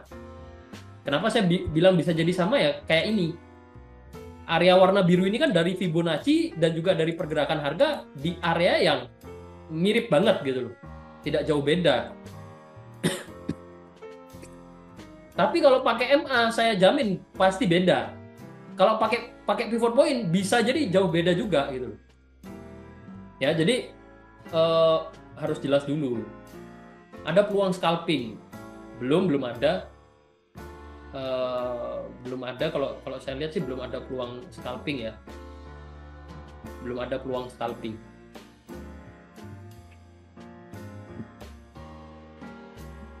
Peluang scalping buy belum ada. Kalau saya belum lihat ada peluang scalping buy. Ya, kalau dari saya seperti itu untuk gold. Nah, ini malah Euro CHF. Nah, Euro CHF ini ya ini juga perhatikan teman-teman. Jangan juga ketika kita favorit di gold, jangan juga memaksakan diri terus-menerus di gold. Kalau memang belum ada peluang ya sudah. Kalau bisa ngontrol diri, oh belum ada peluang ya udah nggak trading dulu. Fine-fine aja nggak masalah. Tapi problemnya kok belum ada peluang ya? Nah, kok belum ada peluang ya? Saya pingin masuk, saya pingin transaksi, saya pingin profit. Ini yang menjadi problem. Oh belum ada peluang bagus, kita mau ngapain? Yang ada kita memaksakan apa ya? Memaksakan peluang gitu loh. Sebenarnya momennya belum bagus, kita paksa gitu. Oh masuk aja lah, sell sekarang lah. Saya nggak peduli resikonya. Itu yang harus dihindari. Mending ya kalau misalkan belum ada peluang ya. Dan kalau teman-teman tidak keberatan misalkan ya tidak keberatan untuk pindah pair, ya teman-teman akan menemukan suatu kondisi yang jauh lebih bagus dan jelas-jelas bisa dieksekusi. Ya kan lebih baik seperti itu gitu. Daripada nah ini jelas-jelas ada peluang buy malah nggak dilihat, malah nggak fokus di sini, fokusnya di gold terus. Wah ini saya mau buy atau mau sell ya, mau buy atau mau sell ya, mending buy atau mending sell ya. Akhirnya apa? Akhirnya ya tadi kondisi sideways dipaksakan misalkan, atau belum ada peluang ya dipaksakan entry ya, hasilnya pasti nggak bagus gitu. Itu mungkin ya sedikit tips dari saya. Kita trading itu tujuannya cari profit, bukan untuk menaklukkan gold. Karena saya pernah berambisi ingin menaklukkan market gold. Ya walaupun saya merasa bukan menaklukkan ya, lebih tepatnya ya saya merasa udah bisa make profit dari market gold, hanya di market gold aja ya udah gitu. Ya tapi poinnya ketika teman-teman ingin banyak latihan trading, ingin banyak buat trading plan, analisa, ya jangan hanya di gold gitu. Kalau udah mulai cocok, oh saya cocoknya di gold, ya harus disadari ketika belum ada peluang ya udah gitu. Coba cek market lainnya gitu. GBP JPY, nah ini contoh juga ya. GBP JPY dari live trade sebelumnya kita buat kesimpulan nih, kita melakukan analisa buat kesimpulan harga kuat naik, masih ada nih jejaknya kuat naik, harga berhasil naik. Cuman kan saya saat itu nggak ngambil peluang karena apa? Saya tidak melihat ada batasan resiko atau ada acuan untuk meletakkan stop loss yang bagus.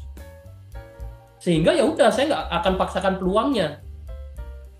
Saya nggak akan paksakan peluangnya karena saya nggak siap resikonya, terlalu besar jaraknya. Walaupun berhasil naik nggak berhasil naik. Tapi kan yang saya pikirkan bukan ketika harga ini berhasil naik. Iya kalau berhasil naik, kalau ternyata turun. Nah ini yang saya nggak siap. Ya udah, ada peluang tapi nggak terlalu bagus nih trading plan-nya. Ya udah skip dulu. Contoh di mana lagi?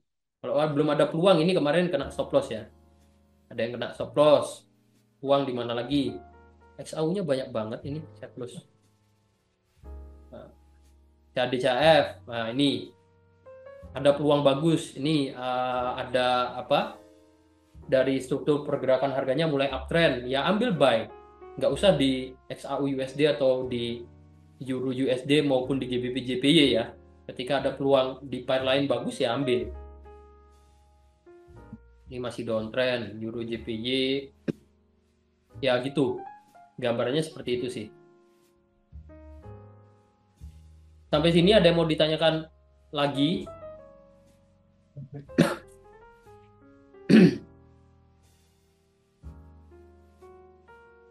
Mungkin dari saya seperti itu sih.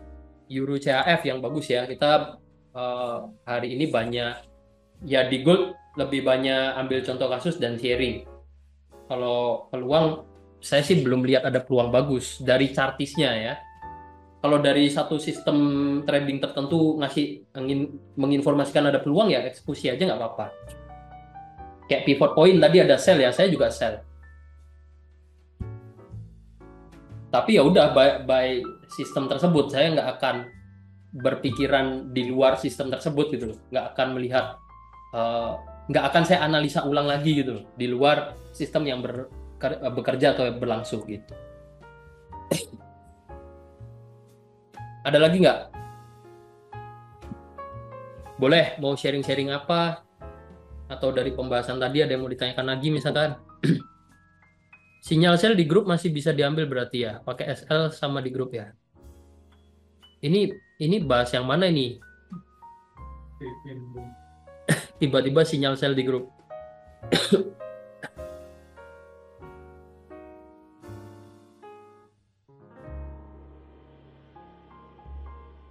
Sinyal di grup pro sinyalnya banyak banget bos. Di grup pro sinyalnya banyak banget ya. Ada yang pivot point, ada yang M30, ada H4. Kalau yang pivot point ya sell ya. Ada peluang sell.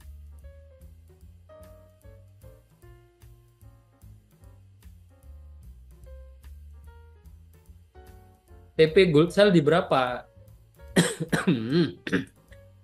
Saya TP-nya di 2616.12. Untuk yang pivot point ya. Saya tegaskan lagi untuk yang pivot point saya ada ngambil sell belum jauh dari harga saat ini ya, pas di level pivot point-nya udah mulai turun ya, udah mulai running profit tapi belum jauh, baru 300 poin ya, lumayan jauh sih 300 poin. SL-nya saya tempatkan di 2691.39 atau poin 40 gitu nggak apa-apa. TP-nya saya taruh di 2616.12.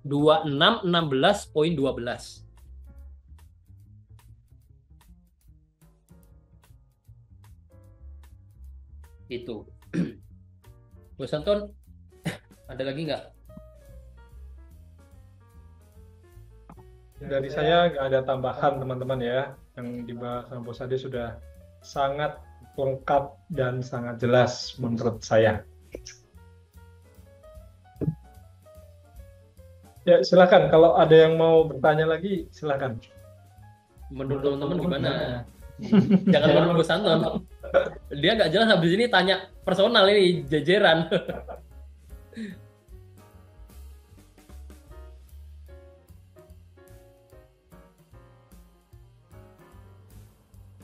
Ya, sambil nunggu paling ini ya, saya sedikit respon juga tadi dari Bos Arif kalau nggak salah ngomong soal Elliott Wave. Elliott Wave itu kalau nggak salah itu ada 12 turunan teman-teman. Waktu live trade kapan pernah saya sampaikan, dan waktu itu saya pernah mempelajari salah satunya, dan yang waktu itu saya dapatkan cukup apa ya, saya bilang rumit ya, rumit. Kenapa? Karena harus mencari divergence dulu untuk menjadi satu acuan bahwa wave yang baru itu terbentuk. Nah, entah itu bullish divergence, entah itu bearish divergence. Nah, itu satu dapat dulu. Nah, setelah itu tarik tuh wave pertama. Nah, wave pertama berapa jauh? Nah, setelah itu turun. Turun tuh ada syaratnya. Kalau syaratnya itu nggak dipenuhi ya berarti gagal. Nah, itu loh. Dan selama proses menarik garis dari gelombang 0 ke 1, 1 ke 2, itu saya juga mencermati banyak swing-swing yang saya kira ini terlewati terlalu banyak. Jadi, wah ini gimana ya caranya pakai biar bisa simple. Pada akhirnya ya sudah, itu saya tinggalkan, dan saya sampai sekarang ini belum mempelajari lebih lanjut atau belum mendalami. Dan sejak kenal NS lebih jauh, waktu itu ya saya masih di Bekasi, saya belum join ke tim. Ya pada akhirnya ya mana yang paling simple, yang paling mudah dipraktekkan, dan yaitu profitable. Ya dan profitable tentu saja teman-teman ya, bukan yang rugi tentunya. Nah, simple tapi rugi. Nah, simple tapi rugi ya buat apa? Karena kita kan cari cuan ya. Nah itu yang pada akhirnya udah saya akhirnya nyaman dengan apa yang saya dapatkan di GNS gitu. Nah ini Bos Syarif komen. Ya kalau saya merasa nggak cocok sih Bos. Kalau pusing kan masing-masing orang relatif. Mungkin buat saya pusing, tapi buat teman-teman yang lain ada yang merasa itu nggak pusing, malah oh ini enak Bos, simple. Saya selalu bisa TP maksimal pakai Elite Wave. Silahkan, nggak masalah. Ya karena trading itu salah satunya juga kembali ke kenyamanan teman-teman. Kalau teman-teman pakai nggak nyaman, ya jangan diteruskan. Maksudnya jangan sampai membuat hati gundah. Membuat pekerjaan lain, ya saya kan nggak tahu juga teman-teman di luar sana yang sekarang ikut live trade, apakah juga full time trader atau kerja. Lah kalau masih kerja ikut orang, ada ikut bos misalnya ya, kalau sampai pekerjaannya terganggu karena trading, menurut saya itu juga nggak positif, nggak sehat, iya nggak sehat, betul.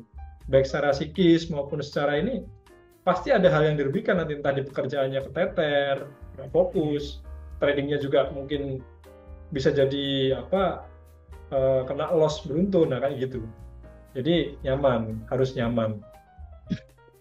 Nah terus ini ada request di BTC. Oke, saya coba share screen ya. BTC USD. Oke, BTC USD.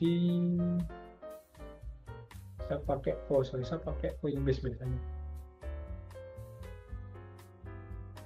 BTC USD.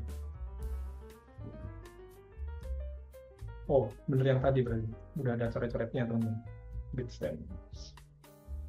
Ya, BTC USD ini yang kemarin kita live trade hari Jumat ya. Ini kemarin Bos Adi sudah kasih insight kalau mau ambil buy di sini kemarin. Ya bener, Friday tanggal 6. Oh sorry, yang kemarin Jumat di sini, sorry teman-teman. Ini yang trading plan Jumat yang lama, yang minggu yang lalu, tanggal 6. Ini sudah berhasil. Dan kalau kemarin, waktu kemarin kita lihat dari Jumat yang kemarin Jumat tanggal berapa ya? Tanggal 14 ya? Atau 13? 13, itu kalau dari saya belum ada ini ya, belum ada insight. Nah, cuman dari yang terakhir kali saya share di sini, ini sudah berhasil take profit. Dan kalau untuk saat ini, ya, kalau kemarin saya menggambarnya seperti ini teman-teman. Saya menghubungkan, nah, seperti ini, kemudian dari supportnya pun juga sama seperti ini. Ya menurut saya ini masih berpotensi untuk naik lebih jauh. Ya dan kalau di kondisi seperti ini, apalagi kalau teman-teman berganti time frame ke time frame lebih besar, ini memang kenaikannya sudah sangat jauh. Kalau belum ada posisi, saya agak susah mengatakannya teman-teman. Better memang jangan memaksakan, tapi kalau memang pengen entry, saran terbaik saya gunakan money management yang ketat ya, resikonya itu benar-benar diperketat, bisa nyicil. Kalau pakai FMM bisa pakai 0,01 dulu. Mengantisipasi apa? Mengantisipasi pergerakan turunnya. Ya, turunnya ini masih ada potensi di sini. Masih ada potensi turun dan kemudian dia lanjut naik lagi. Turunnya di mana paling enak? Ya ini. Ikuti saja support trendline ini. Ya, dan teman-teman yang sudah ikut live sejak lama pasti ingat kalau saya mengatakan bahwa karakternya Bitcoin ya ini akan ada muncul false breakout seperti ini. Dan ini memang salah satu ciri-ciri dari apa nih sebutannya, bapaknya kripto. Nah, ini memang sangat volatile teman-teman.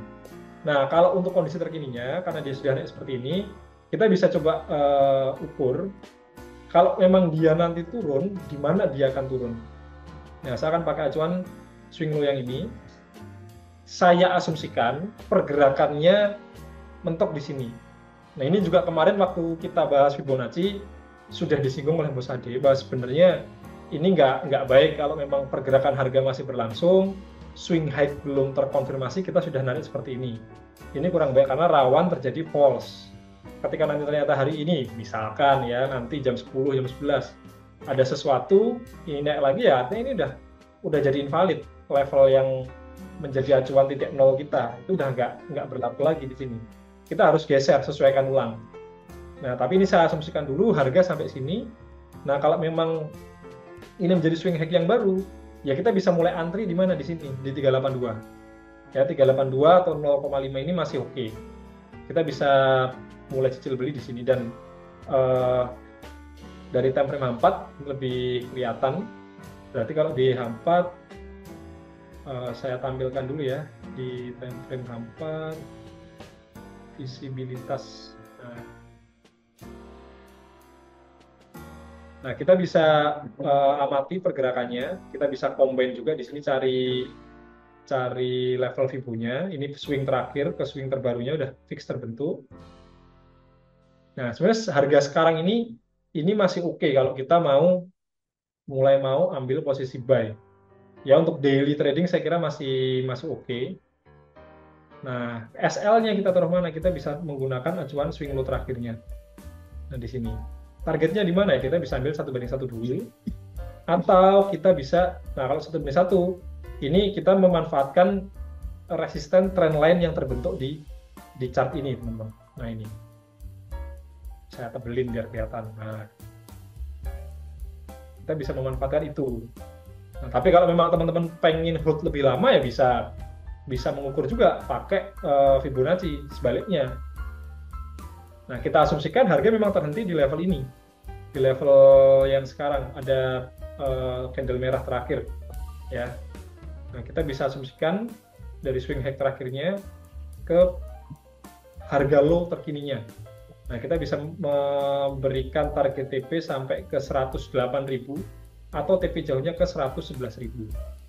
Nah, seperti ini. Ya, untuk setup daily trade menurut saya ini masih oke. Apalagi kalau teman-teman pakai lot yang paling kecil, nggak masalah. Kalaupun harga turun selama dia nggak breakout dari support ini, menurut saya masih ada potensi yang cukup baik untuk harga Bitcoin naik lebih tinggi. Gitu. Jadi yang request Bitcoin semoga ini bisa memberikan pencerahan ya teman-teman ya. Nah, ini ada yang sharing juga nih. Simple pakai Fibo. Beberapa minggu yang lalu iseng analisa di BTC dan hari ini hit target. Ya, selamat ya yang sudah hit target. Oke. Bitcoin seperti itu, teman-teman. Bose, di USD CAD time frame 1 sudah keluar dari sideways. Apakah ada peluang buy di situ? Nah, saya coba bantu review sebentar, teman-teman ya. USD CAD. Oke, di time frame 1 jam ya. Ya, kondisi per ini saya akan coba tengok dari daily dulu. Wah, ya daily-nya ini masih uptrend-nya kencang banget, teman-teman ya. Ya, ini satu hal yang saya cermati dari Bos Syarul ini, mencari peluangnya saya kira sudah baik. Kenapa? Karena mengikuti tren jangka panjangnya. Jangka panjang masih kuat naik, maka mencari peluangnya adalah peluang buy. Ini sudah secara tidak langsung meminimalisir resiko. Kenapa? Karena kita follow trend. Ya, follow trend. Bukan berarti kita nggak boleh counter trend, teman-teman ya. Nggak masalah selama memang sudah dianalisa dengan matang, kita memanfaatkan counter trendnya pun it's okay. Tapi kalau kita mau benar-benar memaksimalkan peluangnya ya better seperti ini. Mencari peluang yang searah dengan tren di time frame besarnya. Nah, kondisi terkini di time frame H1, nah seperti ini ya. Ini ya bisa dibilang sideways, saya juga setuju, tapi sebenarnya kalau kita mau mencermati lagi di sini, ini nggak yang benar-benar sideways. Kenapa? Karena kita bisa mencermati ini sebagai level resisten dari pergerakan jangka pendeknya dari kemarin hari Jumat. Kemudian harganya itu dia nih dari sini naik. Ini saya sebut sebagai swing low kecil. Nah, seperti ini. Sampai sini dan dia break. Nah, sebetulnya kalau kita mau menggunakan atau memanfaatkan ini sebagai sebuah satu garis lurus pun menurut saya masih nggak masalah. Ya, kita karena kalau teman-teman naikkan ke time frame 4 ini juga akan menjadi satu pergerakan dari swing low ke swing high yang baru. Dan sebenarnya ini mirip pola ya. Saya akan menyebutnya sebagai sebuah pola yang cukup menarik. Kendati pun di sini sebenarnya ada satu swing high yang levelnya itu tidak persis sama, tapi masih dalam satu area yang sama. Nah, teman-teman bisa menggambarkan seperti ini. Nah, mungkin saya akan hapus dulu kotaknya. Sorry. Nah, ada yang tahu ini pola apa seperti ini? Nah, polanya seperti ini. Kalau ada yang tahu silahkan boleh kasih pendapatnya di kolom komentar. Nggak ada nih. Dari 57 orang. Ada nggak nih teman-teman? Coba kasih pendapat. Bullish divergence. Oke, saya tampung dulu ya, nanti saya kasih komentar. Yang lain coba teman-teman. Bullish pennant. Ya, tadi sudah dibahas sama Mas Ade. Nggak apa-apa, saya tampung dulu. Bullish flag. Bullish butterfly. Oh, kupu-kupu ya mungkin maksudnya ya.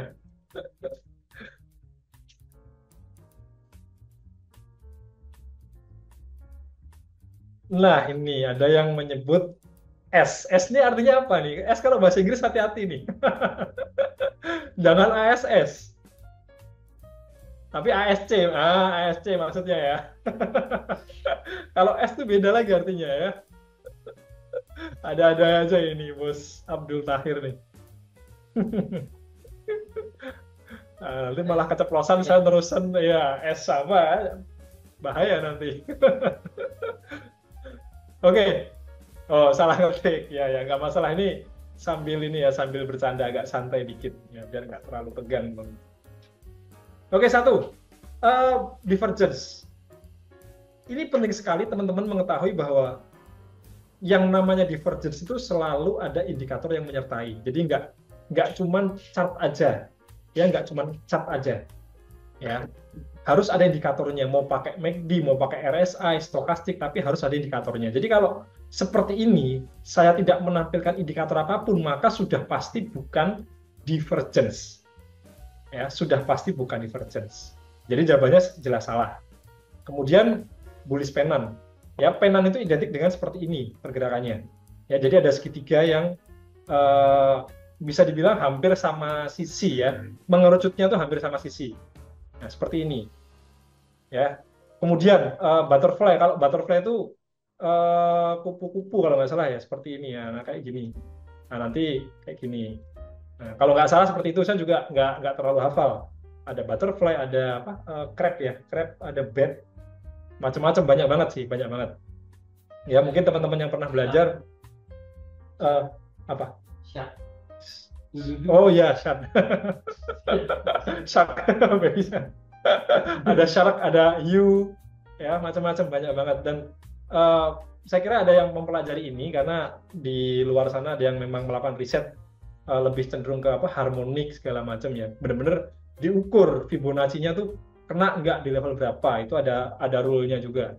Tapi kalau saya nggak pakai karena ribet teman-teman. Harus benar-benar, wah ini kalau nggak sesuai berarti fail. Nah, yang ribet-ribet seperti itu biasa saya nggak pakai. Kemudian bullish flag. Kalau flag tadi udah dijelaskan Bos Ade ya. Ada tiang bendera, ada tiangnya, ini benderanya seperti ini, kotak ya. Nah, terus harga naik. Ini namanya bullish flag. Nah, jawabannya Bos Tahir ini yang menurut saya paling sesuai.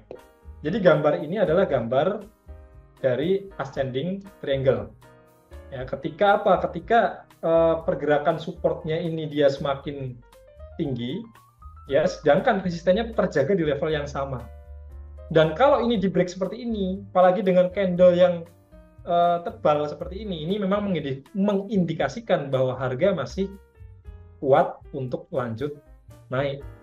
Nah, menjawab pertanyaan atau request dari Bu Syahrul, saya sepakat dan sependapat bahwa di sini memang ada peluang buy menggunakan metode breakout dari pola ini.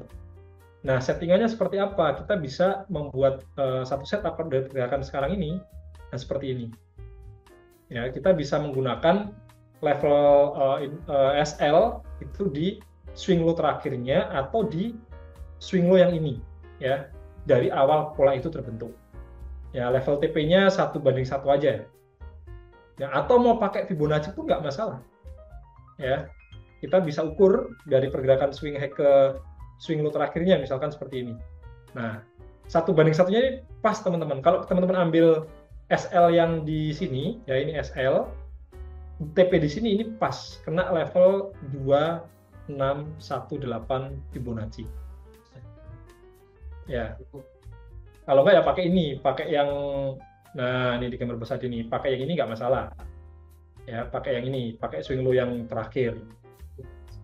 Nah, ini udah cukup ya. Nah, targetnya sama di sini. Ini rasionya masih 1:1.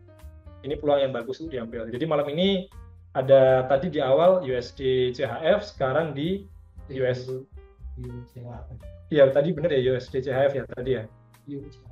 Sorry, Euro bukan USD. Ya, Euro CHF. Dan sekarang di USD CAD. Begitu. Semoga Bos Syahrul ini ya sudah terjawab ya. Thank you. Analisanya sudah bagus.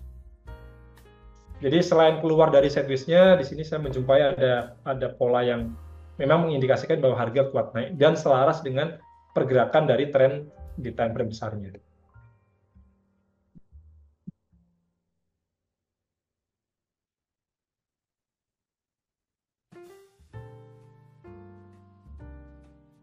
Oke, di pair ini ada yang mau ditanyakan nggak? Atau mungkin ada respon balik dari Bos Syahrul? Atau teman-teman yang lain? Silakan, nggak masalah. Ya, sama-sama Bos E. Ya, ini semoga harga juga lanjut naik dan sampai ke level TP ya.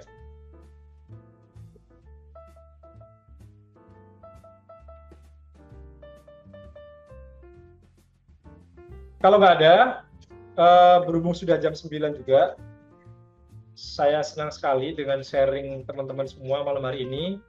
Pembahasannya cukup padat dan lengkap, dan teman-teman semua bisa stay. Kalau memang nggak ada ya kita cukup dulu kali Bos Ade ya. Atau ada lagi? Udah ya. Oke. Ini mungkin mengingatkan teman-teman ya, kemarin Jumat sudah saya ingatkan, ini saya ingatkan lagi bahwa hati-hati dengan segala jenis penipuan atau scam. Ya, NS Trade itu tidak pernah menerima yang namanya titip dana dan sejenisnya. Ya, poinnya apa? Gampangnya gini, teman-teman, kalau menerima tawaran atau di-invite ke grup tele atau di WhatsApp sama oknum siapa, nggak tahu, nggak kenal, menawarkan model yang instan ya, pokoknya cuman ya udah DP ini kirim duit nanti balik sekian. Harap berhati-hati ya. Tidak ada sesuatu yang too good to be true. Ya, nggak ada yang segampang itu, teman-teman. Ya, jadi silahkan teman-teman berhati-hati. Dan banyak yang mengatasnamakan Bos Narko, kemudian Bos Ade, dan mungkin yang lain-lain, bisa pakai nama NS, dan lain sebagainya. Kalau ada seperti itu, silahkan konfirmasi ke tim kami, bisa ke tim nomor admin, bisa ke saya, Bos Ade, nanti biar kami bantu memverifikasi. Ya, mengingatkan itu aja, supaya teman-teman lebih berhati-hati lagi. Oke, saya kira cukup malam hari ini, thank you buat kebersamaannya. Info juga besok hari Kamis ada webinar khusus untuk EA buat teman-teman yang pengen tahu apa itu EA, kemudian tips and triknya seperti apa. Ya, silahkan bergabung besok hari Kamis jam 7 malam. Terus info juga tanggal 23 Desember nanti tim NS akan mengadakan event charity. Nah, buat teman-teman ya yang mau ikut berpartisipasi, pengen mengungkapkan rasa syukur ya, mungkin sudah dikasih TP banyak ya, silahkan, kalau mau berbagi nggak masalah, cek di channel, nah bisa konfirmasi ke tim kami yang nomor admin. Kami dengan senang hati akan menyalurkan niat baik teman-teman. Oke, gitu aja, kita ketemu lagi besok hari Rabu. Oh ya, satu lagi terakhir. Hari Kamis dini hari kita akan ada live trade FMC juga teman-teman. Jam 1:30 malam. Nah, buat yang mau melek, mau ikut mencari peluang, Nah, silahkan, nggak masalah kalau mau melek malam-malam ya. Saya juga nggak tahu ada jadwal itu nggak ya, bola nggak ya. Biasa teman-teman yang cowok-cowok kan ada ini ya, ada Champions League ya kalau Kamis dini hari. Nah, barangkali mau sekalian ya NFP, FMC, sekalian mau nungguin bola juga bisa tuh. Jam setengah dua, Bose. Jam setengah dua kita live trade ya. Kalau FMC-nya rilisnya jam 2, biasanya akan ada pidato dulu dari Fed Chairman Jerome Powell. Nah, nanti sampai jam setengah 3, biasanya setengah 3 ya kita akan siap amati dulu pergerakan marketnya. Kalau udah ya udah kita akan sesuai dengan trading plan yang kita bikin.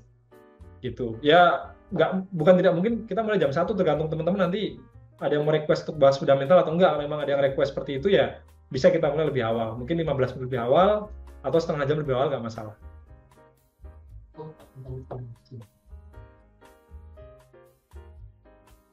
Nah, Bos Ade ini mau menemani teman-teman juga nih, pakai full margin. Ya. Karena FMC biasanya itu pergerakannya akan cukup volatile, teman-teman. Jadi kalau mau memanfaatkan buat full margin, ya bisa itu. Besok ikut sama Bos Ade aja tuh. Ya, kakek legend, betul, kakek legend. Kakek legend Jerome Powell yang kalau cuma ngomong hello atau good morning, good afternoon, marketnya udah naik turun ya. Oke, gitu aja informasinya teman-teman ya.